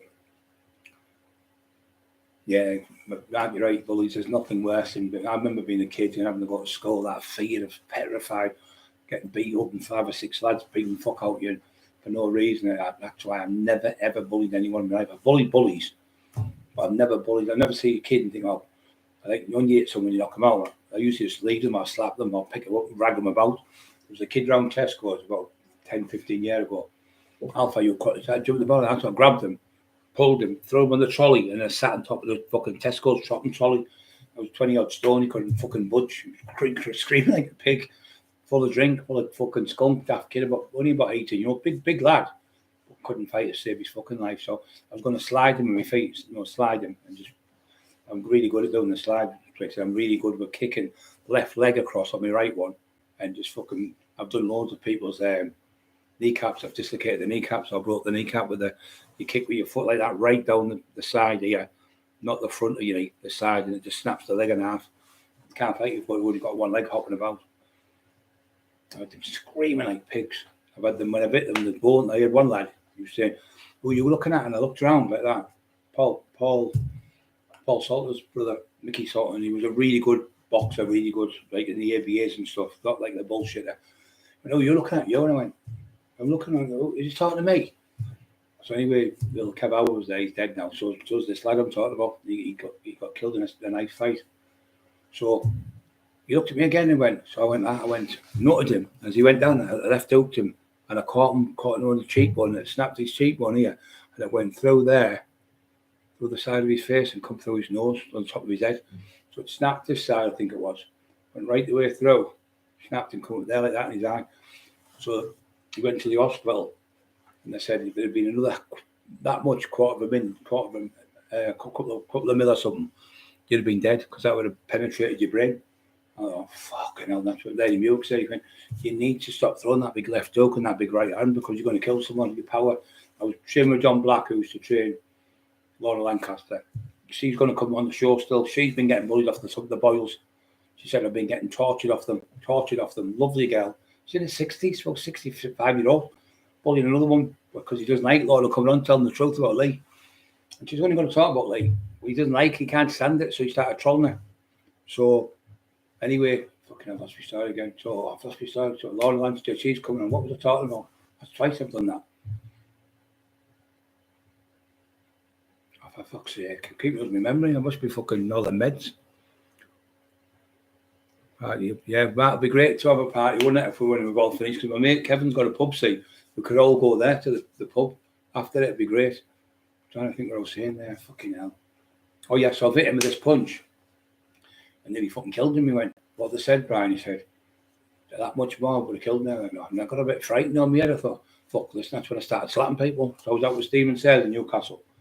And there was a kid there, and he was about 15, so he said, I fought for the ABAs and all that shit. Another boil like that. And he's telling me, and I thought it was related to Stephen. And the next minute he's going, bam, bam, bam, and all these things punching and that. And stop being a fucking idiot, mate. He went, I'm not. You don't get to tell where Ricardo. I know, I've already told 10 times. I'm on the boil. Yeah, 77 on our guys. Let's get this 100. Nearly 60, 77 on 60 thumbs up. Amazing. Yeah, so he scored on about how good he is. And it's outside the Madison in Newcastle, and there's green railings you get. And you stand at the road, you beep, beep, beep, and you go across. So he's going, you won't be that fast and all that fucking shite again. I thought, listen, mate, I don't want to fall out. I don't want to fall with Stephen. So I said to Stephen, I said, your nephew's doing well, fucking hell. He's not related to us, he said. I said, isn't he? So he said something again. He said, what's your name? I went, Brian. I said, I've told you all night, Brian. He went, yeah, but you keep not wanting to tell me your second name. Why is that? I went, I don't want to tell you. I've just told you, Big Brian. He said, where are you from? I said, doesn't matter where I'm from. I said, I'm here. Stephen Michael. He went, you're being rude now. I'm not being rude. I said, you've got my name. I said, I'm never going to see you again. So he went to me, oh, I'm not fucking scared of you, you know. I said, aren't you? So anyway, he started doing this, trying to shape up and all that. I just went fucking slap right in the fucking chops, hit him. His head at the green barriers, hit the floor unconscious, and there was about 20, 30 people went, fucking hell, Stephen, Michael, did you see that? The Brian's just stood, he slapped him with the palm of his hand and knocked that lad out. He was about 15 stone, this kid, about 5'10". Sparked him unconscious, went fucking power and the speed of that punch. The Wigan pen, Brian, is that what it's called? Yeah. The Wigan pen, he's in there. Yes, I knocked his fucking lad out. And look, he was a top fighter from up that way, like a boxer. Yeah, can you dress up as a bally? Can you tinfoil? Can you? He's already. Can tinfoil dress up as a baldy dancer? A ballet dancer, but he's already dressed up as a fucking fairy, and he's running around with his woman's dress, his wife's dress on. He's outside in the rain coming because the house they had only had one like room downstairs, and it was like a kitchen and beds, a kitchen and dining room together, and then a little room at the bottom and 2 bedrooms. So he's got this. He looks like fucking, you know her, Mrs. Oh, Mrs. Do It For You. Oh, can Mrs. Do It For You? Looks like Mrs. Doubtfire. He comes in. She went. And he's got his hair all crinkled. I don't know if it's a wig or something, but it looks all crinkled, his hair. Like it's been one of them crinkly things used to have. The hair years ago was out in the 70s, I think. And it's all, he's going like that. He's looking up at fucking Oscar Wilde as if he's presenting. Do you like your wife's going, oh, do you like my hair tonight, love? Is it nice? And he's like, that's like a man, a woman presenting yourself to, like his wife's like doing up sexy type of thing. But it's the other way around. It's him pretending to be a woman. He's pretending to be a woman. Dressed up as a woman with a blue dress on, black stockings, you can see, shoes and black high heel shoes on, and walking around. She went, oh, here's our Beryl. And it's pouring down the rain outside, and you can hear her go, oh, here's our Beryl. How you doing, Beryl? And I went, fucking hell, Beryl Boyle, fucking hell. And he's walking around, the kids in the house with him. And the kids, all his mates at school, going, I seen your dad last night dressed up as a woman. Why is your dad dressed up as a woman? And all the fucking kids are taught you about school. We know a woman up that way from Emlington. And that poor kid, he said, he knocks around with my son. He said, the things they're doing in that house is shocking, disgusting what they're doing for that kid. He said, he's going to school and he's getting in trouble off the teacher because he's like fucking falling asleep and everything in the house, but he can't get no sleep because they're on that fucking shit all night. Poor little kid, she said, he's the loveliest kid you could meet. I said, I know, I've met him, Jameson, lovely kid. I never threatened that little kid. Fucking, I wouldn't be able to live myself threatening a little fucking kid about fucking 7 stone and fucking 14-year-old or something, 15, 16-year-old. I wouldn't be able to live myself. I'm going to stab him. Never ever threatened a kid in my life. That's the 3rd time you've done it. You've done it with me, you've done it with Dale, and you've done it with Terry. Oh, it wasn't Brian Cockerill threatened me son with a knife or ever. It was somebody else from Middlesbrough. So what Terry did, Terry wanted invoices, so he's phoned him up and he wouldn't answer the phone. So Terry went to his house, posted it through the door. I think he posted it through the house. Sorry. I think he put it through the normal post, through the postman's posted it. So there was nobody fell out there, and was just like getting things sorted. So the police come in. It was called John Walker, the cop. I remember it was a sergeant. And what happened is I was on the computer, the tablet. And I was saying, hey, Tony, you're all right? Tony Turner, nicest man you can meet. Proper hard, tough lad from London. And he's probably known a lot of you. Timmy Bale know him from London. Anyway, Tony's on there. He's like head doorman, loads of clubs and stuff. So Boyle must have seen me. And he went, oh, he's that Brian Cockerill. So the next minute, boom, boom, boom, the police. I said, stop knocking on my fucking door like a lunatic. Knock on my door properly or the dog will bite you. Scrappy's going fucking mental at the door. So the next minute, he said, can we come in? I said, what do you want? What do you want, man? Have you got a warrant? He went, no. I said, we can't come in. What do you want? The 3rd time you've been this week, he said, oh, what it is, Jamie Boyle made a statement about Terry. He's sent him a threatening letter.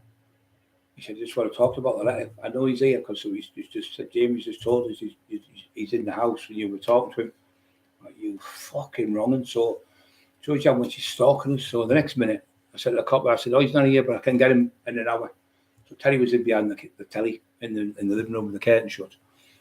Anyway, she was here. Carol Edwards was on the phone. That was it on the phone. I think Tina Shaw was here. So we sat there. I went, Terry's not here. I said, I'll get hold of him anyway. He come back an hour later. I said, look, I've got hold of him. He gave me his number to the cop. I said, give me your number. Give me the number. I'll phone you back. So I phoned him back. I said, Brian Cockerill. I said, Terry's at my house now. You want to see him? So he comes in, he said, well, what it is, he said, you sent a threatening letter to Jamie Boyle, threatening him, and it's giving him due line with distress, and his wife's upset, they're really scared that you're going to do something to them. Well, I can assure you, I haven't sent him anything. It's illegal. I've sent him my letter to ask him, could you give me a breakdown on how many books have been printed? How many books have been printed? What shops they're in? What price they're for? And how many books have been sold in Amazon? Terry Dixon, him and his address. Thank you for getting back to me. Thank you for getting back to me. So if you get back to me. So the cop, I said, well, where's the letter? He went, well, I've got the same letter, duplicate. So he's got one Boyle. He said, I've sent him the same one, so he's kept two. The letter, he must have got photocopied or something. So he said, there's the letter. He went, well, there's no threats in that. So the next bit, that's when Carol come on. Yeah, but there's been threats to me, threat to double barrel her if she doesn't give Carol doesn't give him information on the Lee Duffy, because he's doing a book and a documentary, and she won't give the information of the for Paul Sykes to go forward with the documentary. She said, so I'm going to double barrel her, threatening her, pretending to be Terry. So all that time, it was Carol was falling out with Terry, and Terry was getting told off Carol because he wouldn't argue back with Carol, Lee's missus. And in the end, when they bumped into each other in the town, Peter come on. He went, Terry, what it was? He said, you're out of order. So he threatened my mum. He went, son, I've never threatened your mum. I fucking loved your dad. Fucking one of my best friends. I love him. Loved him all the world. I put flowers on his grave every anniversary and his birthday. Every Christmas I put them on. He said, I've done it for over 30 years. He said, I loved your dad. I died for your dad. So he said, well, what's happened to him? He found out. Emma went, it's him pretending to be Terry Dixon on the page. Like when you go on Dales, you'll see, I'm coming to Wakefield with Terry Dixon, etc. And if you've got your knuckle duster, they're going to take it off you, and your knife, another knife again. Everyone's always got a knife or a knuckle duster. So he said to Peter Duffy, he went, you stop threatening me with a knife. He said, I'll come and fight you. And Peter said, I don't need a fucking knife to threaten you. I'll fight you anywhere you want. So he tried to get Peter locked up, and when they looked at it, it was all shite again. Just compulsive lies all the time. Said threatened his son with a knife. Now, Dale's got the same thing. If you see it, you'll see the same MO, Cleveland Police, where he said, what are you going to do, Dale? Come to my house and kidnap my son. He never said nothing. So he's wanting to come back, and say something so he could screenshot it like Mark Emerson said. He's trying to set you up, right? So you say something stupid and get locked up. Craig, how's doing tonight, mate? Yeah, we're all okay, Craig, son. So that's what he does. He's just fucking evil. So he's trying to set people up to get them in jail. Horrible things to do that, I mean, I got jumped in that house in Tommy Harrison's with 14 people. They stabbed me and fucking slashed me and cut me and fucking took my leg off with a machete. 176 stitches I was. Was it? Oh yeah, 176 stitches and 2.5 pints of blood I was given. Holes all over me, fucking in my head. I went to court and give evidence to get them people off. I never made statements against them. When you're in that field or in that game, me and Timmy B were on the same page about it. I said, you can't go to the police when you look at taxing people, can you, Timmy? No, can you, fuck? I said, you can't change your own. Oh, I'm getting the police on you now. But you can when people, you have to make a statement when somebody's trying to put you away and they're saying you've done something. Say they said, oh, he's broke my jaw and he stabbed me or whatever, or stabbed my son. You have to make a statement then so they can gather the evidence and see if you're telling the truth. If you don't make a statement then, you're going to go to jail for something you haven't done. Which is, that'll be the next thing if I make a statement. If I was a grass, well, how can I be a grass when I'm not countercharging them? I'm giving my version of the facts, what happened, for the police to go and do the evidence and the perpetrator of the crime, what I'm supposed to have done. I haven't done nothing to you, Jamie. All I've asked for, like Terry did, is invoices, and you get the police on people all the time. I really wish he would stop doing it. I pray to God that he would stop, honest, and just fucking live your life to the best of your ability, because this is mental what you're doing, and you're getting more and more people hating you. You're going to be walking down the street and people are going to start attacking you in the street. That's what's going to happen. I've seen it happen over the years. People, even a lad who was on Coronation Street, Kevin Webster, played the part as he was a nonce or something in it. And he was getting people fucking wanting to kill him in the street and all sorts. He said when he fucking played the part, he had to he got the blame for being a paedophile, that was it. And he found not guilty. And he went to America and people were fucking throwing stones at him and everything in the house, but it all came out. It was all made up. The person made up like Boyle. But I think these people, like somebody who gets somebody in jail makes a statement up on someone, and the person gets jail, say 20 years, the coppers that, dodgy coppers. I honestly think the coppers will put you into, you got for you did 5 years or 20 years. I think you should be compensated for what the jail you've done. And I think the copper should be given the same jail as what you've done. These big coppers setting people up. Yeah, don't shake shit off. My neck's fucking itchy. Yeah, she but being banned, you mate. Oh no, good Greg as.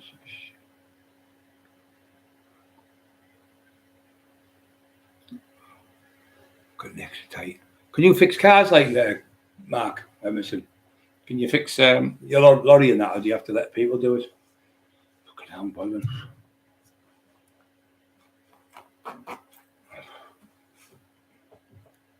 I wonder if he fixes cars. Well, you have to fix your own. It's a nightmare if the fucking car breaks down. Always pick the head and the balls. That sounds like Jamie Boy. Always pick the head and the balls. What's the other way? Eating food or something? I like, yeah, it's great. 62 on, guys. We're nearly up there. 77 people are still on watching. It's amazing how many people are watching this channel. It's great. 77 coppers probably on. Only the lonely. 1, 2, 3. 1, 2, 3. My mother caught a flea. She put it in a teapot to make a cup of tea. The flea jumped out. My mother caught a shout, and my dad walked out with his shirt hanging out. Remember that as a kid? That fucking nursery rhyme thing. Well, not nursery, it was just a joke one.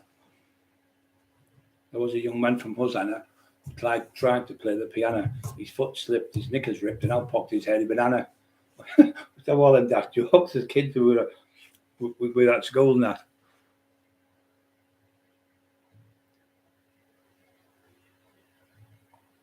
Yeah.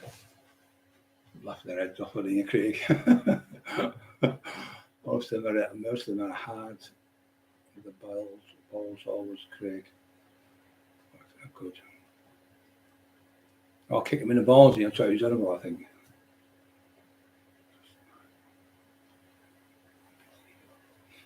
So she is good. To be honest, just my mouth.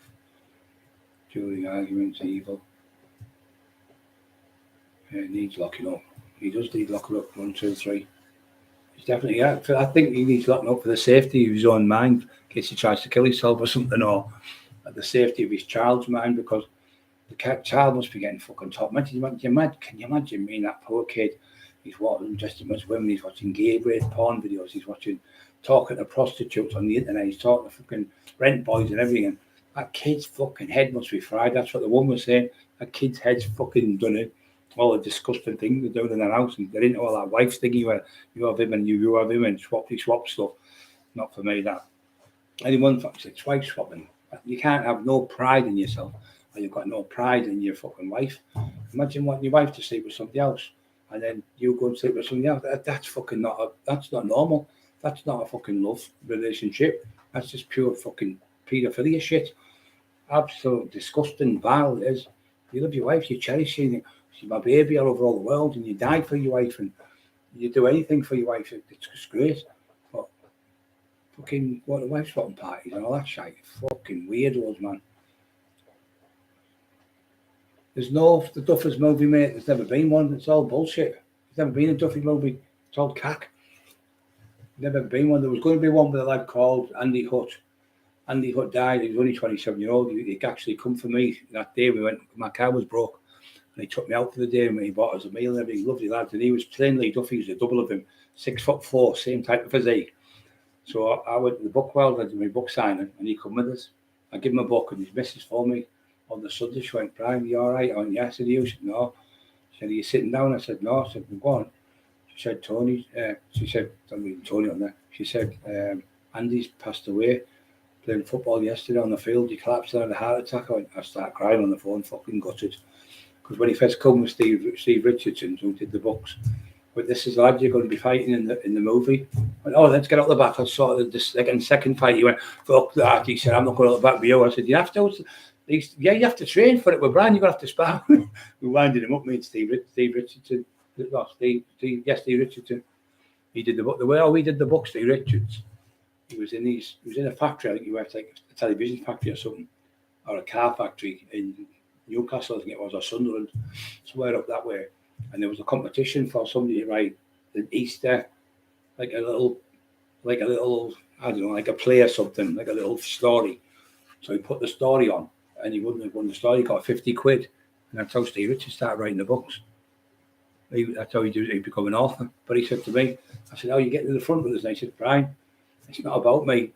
My job I've done. All my stuff. I've got all my internet stuff in, and I've got into the papers and everything, got all the stuff for you. Talk to police officers, talk to this one, everything, and got everything right for you." He said, "So you're the subject. It's all about Brian Cockerill, where Jamie's going, my book, and I did this, and I did that, and I did this." And Lee Waltley said, "Whenever do you see it ever in your life, an author coming on arguing with people and screaming and shouting with people over fucking not paying them properly and making a mockery of your sister, making a mockery of the people who write books?" He said, "Because that's not what happens." He said, "Whatever's happened, you keep it behind closed doors and keep your mouth shut, but not with him. That's why we had to come out. It's the only way we can get out of it, because he's made us like we're really bad bullies." But when you've seen the evidence and you've seen the stuff coming off people who we didn't even know, they've come forward and helped us, you think, all the time, poor Brian, them has had all this. My main thing is my poor wife, fucking absolutely disgusting, threatened to rape her. I was in hospital. She never told me, God bless her. Loveliest woman in the world you could meet, I'm not joking. We'd do anything for anyone. She'd walk a million miles for you to come and help you. Timmy B can prove that. He knows she's not. Freedom knows that. And would do out for anyone, she would. But that bastard doing that to our wife, threatening, "I'm going to rape you. I'm going to Lee King you." Lee King got shot, who passed the knife down to Lee Duffy when Lee Duffy got shot. So he was shot and blew his head off, so he couldn't get an open casket grave. It was 30 odd years ago, and he sending the messages. But the thing was, when he sent the messages, there was a copper in the house talking about what happened when she was doing the statement. And what happened is the cop went and he had again Gary Smasher, so he recorded that Gary Smasher. "I'll be able to trace that," he said. "I'll be able to go back to that from my computer when your case goes forward, because give the coppers the due." The other ones went, "But Brian, all we've heard is Jamie Boyle's version. We haven't heard your version yet. So when we hear your version, we'll go and do our work, gather the evidence and put it together and see what's happening. By all means," he said, we might have it wrong, but we have to do our job." And I said, "Look, I understand that." I said, "All I'm asking for you is give me a fair crack at the whip. Don't treat me like a fucking idiot, and I'll be right with you if you're right with me." She's like, "That's fair. That's really fair." So she said, I said, "But he is working with the police when I come out. He is working with Eugene Tate. He was a detective sergeant in the drug squad.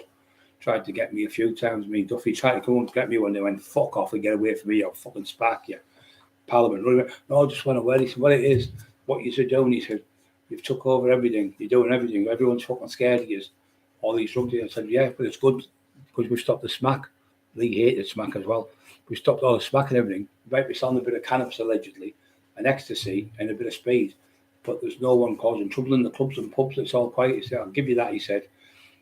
"But one of you or both of you are going to end up with a slab." I think he was being genuine, telling the truth, and Lee got stabbed and got killed, and I nearly got killed myself, so he was telling the truth. But we just took out every cunt. We didn't give a fuck. We'd fight like 40, 50 people in the street on our own. We'd just run off. Most of them would just run off every time we went. We used to think, fighting Duffy on his own's a nightmare, fighting Cockerill on his own is a nightmare, but fighting fucking two together, it's just fucking... Someone said, probably the biggest team up. We like something like Len McLean team up with Roy Shaw, but they never got on. So you always get people, you might have 5 top fighters in an area, say Newcastle, so they'll end up like not fighting each other, because if they get beat, then they become like 4th best or 3rd. But I was one of them when I'd be number fucking 1 at the top.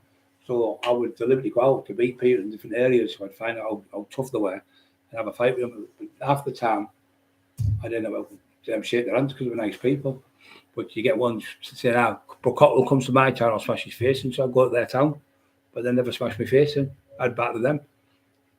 But then I would make friends with them, shake their hands, and then 9 times out of 10, the same people you befriended when you're in a fight in a pub, have jumped in and helped you. It's happened loads of times with me, that where I've been fighting with someone 2 or 3 years before us. 2 or 3 years later, I'm in a pub fighting 5 or 6 people struggling, And then the lads jumped in and helped me. I thought, thanks, mate. Fucking thanks. Fuel theft. No loads for driving, getting this diesel pinched. Sleep. Fucking hell. I could set up a security firm for that. Touch this fucking man's thingy. The tax man's coming for you. Put it on Mark's fucking thingy. The tax man protects these wagons at all times. If you touch this wagon, you will go missing. You'll go missing in the river, you cunt. Especially, I used to throw them in the gear, tie them up and put the rope on the leg and throw them in the water and then bobbing them down the water, screaming like fucking, swimming in the water like little fucking fish. Like I'm casting the rod in, trying to catch them like a fucking Paul Sykes' shark never popped up. Like batteries pinched a few weeks. I bet you. Do you know what? I bought a battery. It cost me £300 fucking pound for my car. A battery. The fucking car's only went about £500-600. £300 for a fucking battery. I went, you're having a fucking laugh. Anyway, he come back and give me it for £170 and fitted it. I couldn't believe the price of a battery. Shut up, you little barky dog. My typing is terrible, but I could hardly fucking say Mark Emerson peeing himself laughing there. Yeah.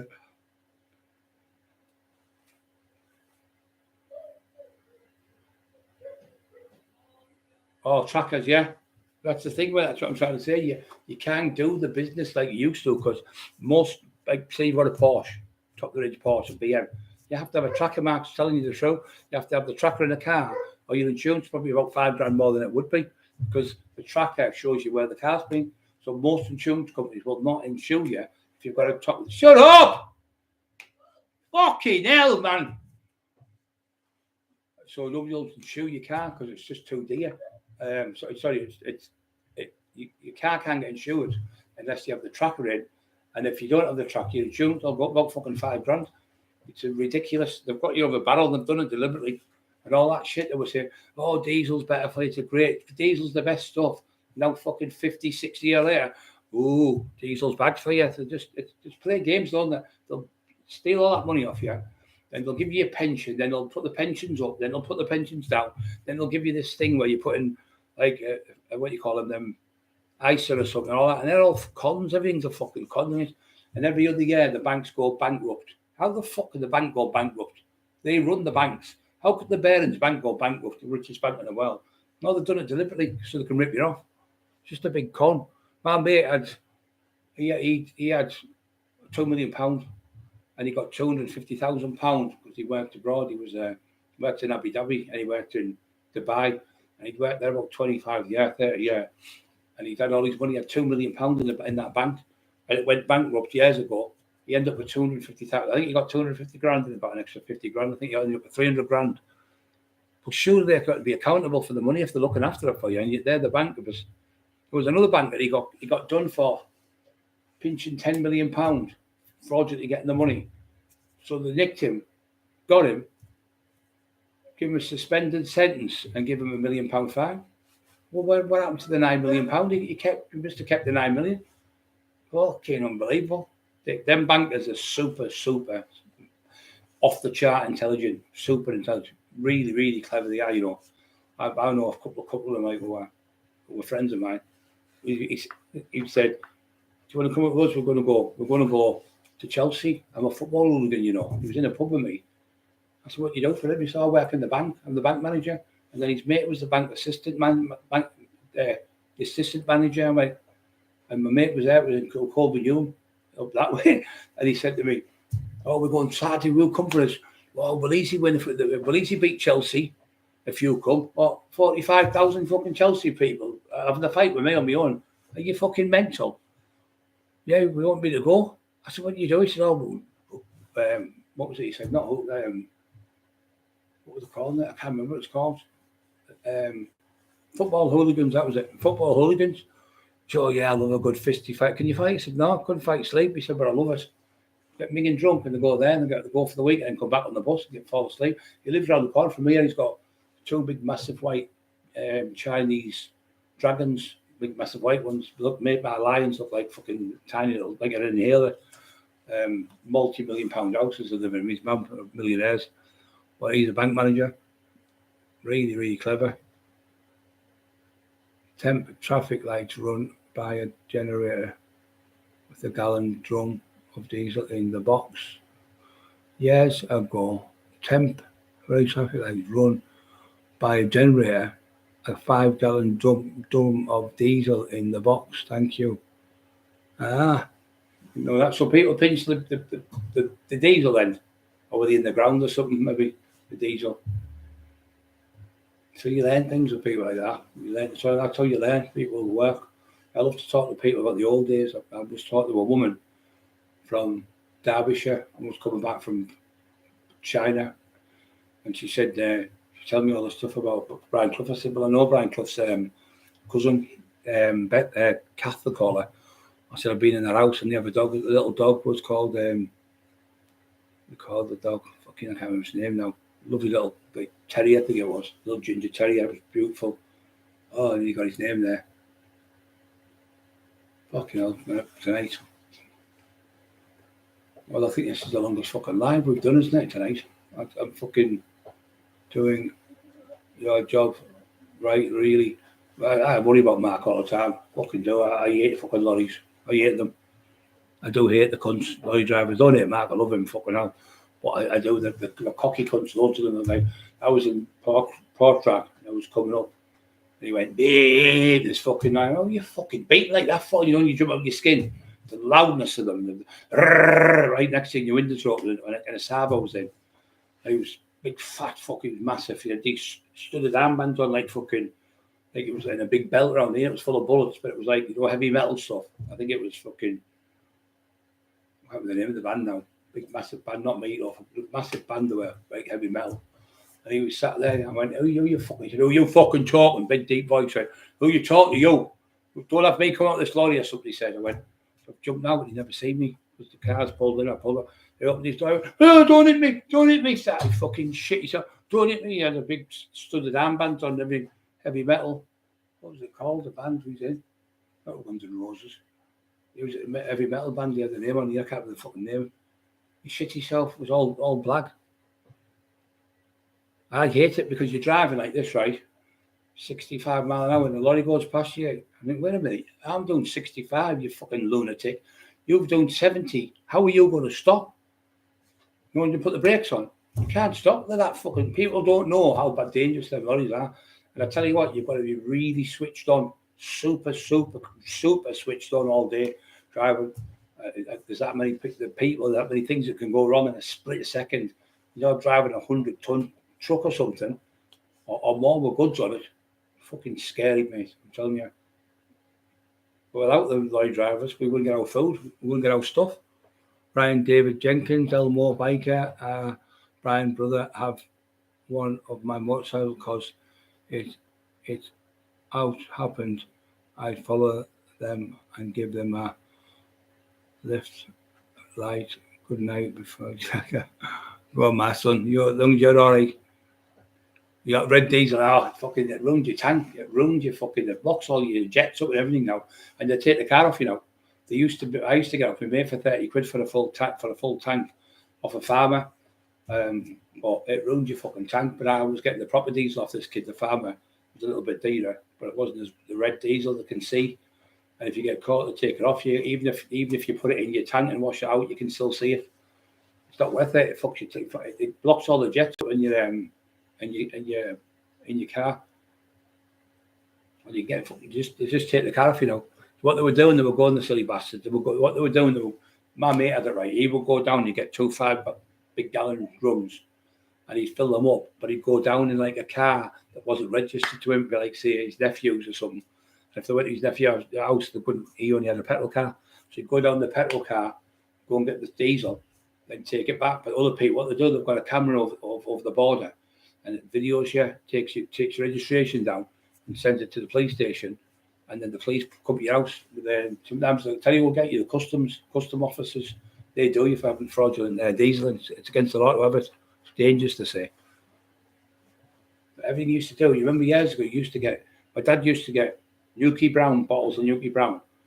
And it was like that, like a colour like that, brown. And it looked like a tax disc. So he cut it down with a pair of scissors, put it in your tax disc holder, the plastic one. And when you drive by a cop car, they just look and see, and then tell you the truth, in the 70s, they never used to do you for it. They never said, get that sorted.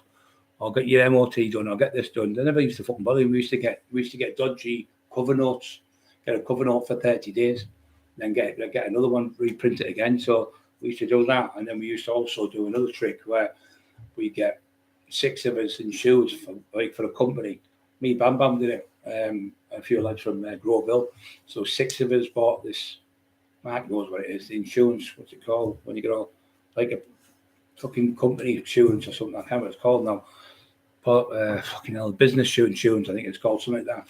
So all 6 of us were getting it done, and instead of it costing say £600 for the insurance, it was only costing us £100 each, because you could have a car insured up to £50,000 for this policy. So we all used to do it, and we used to give the garage owner like £100 extra every year, because he used to put us on the insurance for us. I can't remember what it's called, the insurance. So I think it's called, not a business, it's called something for insurance. But they have it done. It's like taxis. The taxi people, they've got them. Land of A1. Yeah. 65, right, guys, I'm going to shoot. I don't know what you, but I'm fucking shattered now. Absolutely amazing tonight. Still fucking 85 people on. I just can't keep my eyes on. I'm struggling. I'm going to pay myself, I think, like Peter. Peter. If anyone can get hold of Carrad, I'd really, really appreciate it, because I'm worried about him, because I hope he's not thinking I've done it deliberately or something, because I'm not like that. It was just one of them. He said something, it looked like boiled. I was fucking half asleep this morning about 5 o'clock. Took it off. They didn't realise it was free. He said, Brian, when you taking them off, brother, he said, when you take that off there, it takes the other people off. I thought, oh, for fuck's sake, no wonder. When your views, when I was bad the other week for about 10 days, my views, I got about 400 or 500 views. Sorry, subscribers. So I've realised now what it is. The freedom put me straight to there, never. So yeah, computers. I haven't. You know what? I could do this for 100 years. This computer, and I still wouldn't understand the fucking stupid thing. I couldn't understand it. Used to get the red diesel gas oil, but you can actually use chip pan fat out the chip. You know, the oil. You can use that, but it stinks. I was behind one before me. Well, that smells like fish and chips. It was the fucking car. It was the lad who owned the fish and chip shop. Used to put the large stuff over the oil into the civet outfest, and then put it in. It burns with the chip pan fat. What the fuck it's called, oil.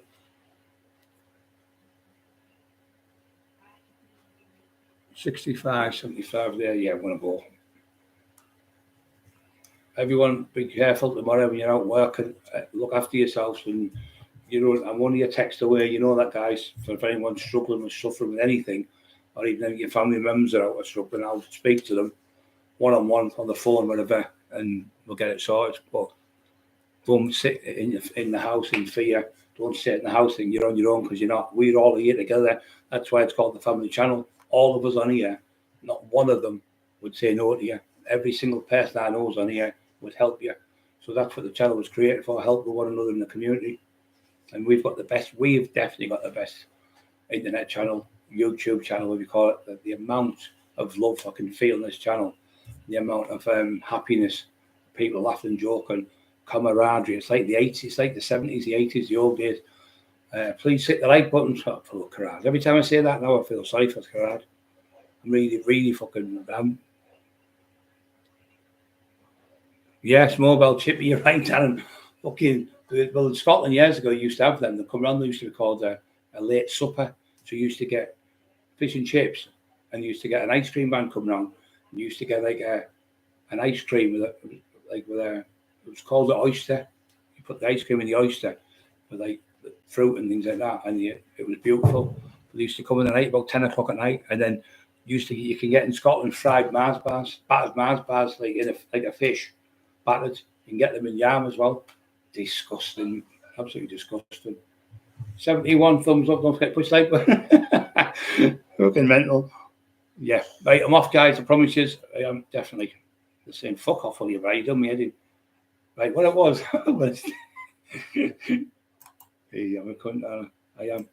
What have I done? Oh, what a fucking dozy cunt I am. I'm fucking useless for these things. What am I here now? Type my life story out. I'm going to be an author. They're going to call me Jamie Boyle in a second. Oh, guys, help me. Somebody come and stay at the house with me and help me. I need help. I'll get a little garage to come. Oh, little fuck, I can't understand. I've got him up. Oh, Emma's going to have to come. Emma! My ears are popped there. My ears are gone. Oh, my ears have just popped. Oh, she's going to have to do it. I can't do it. Emma! Oh, God. My legs are gone. Like jelly. 3.5 hours, I think I'll be on there. Absolutely amazing, people. Let me know. Beautiful. Emma, turn that off. Can't turn it off. Your hands are killing me. Oh. This way, that way. I've got to go to the back of the door of that. That's quick, you can't get in here. So, I don't think it was in there. That's 7 likes on there. Unbelievable.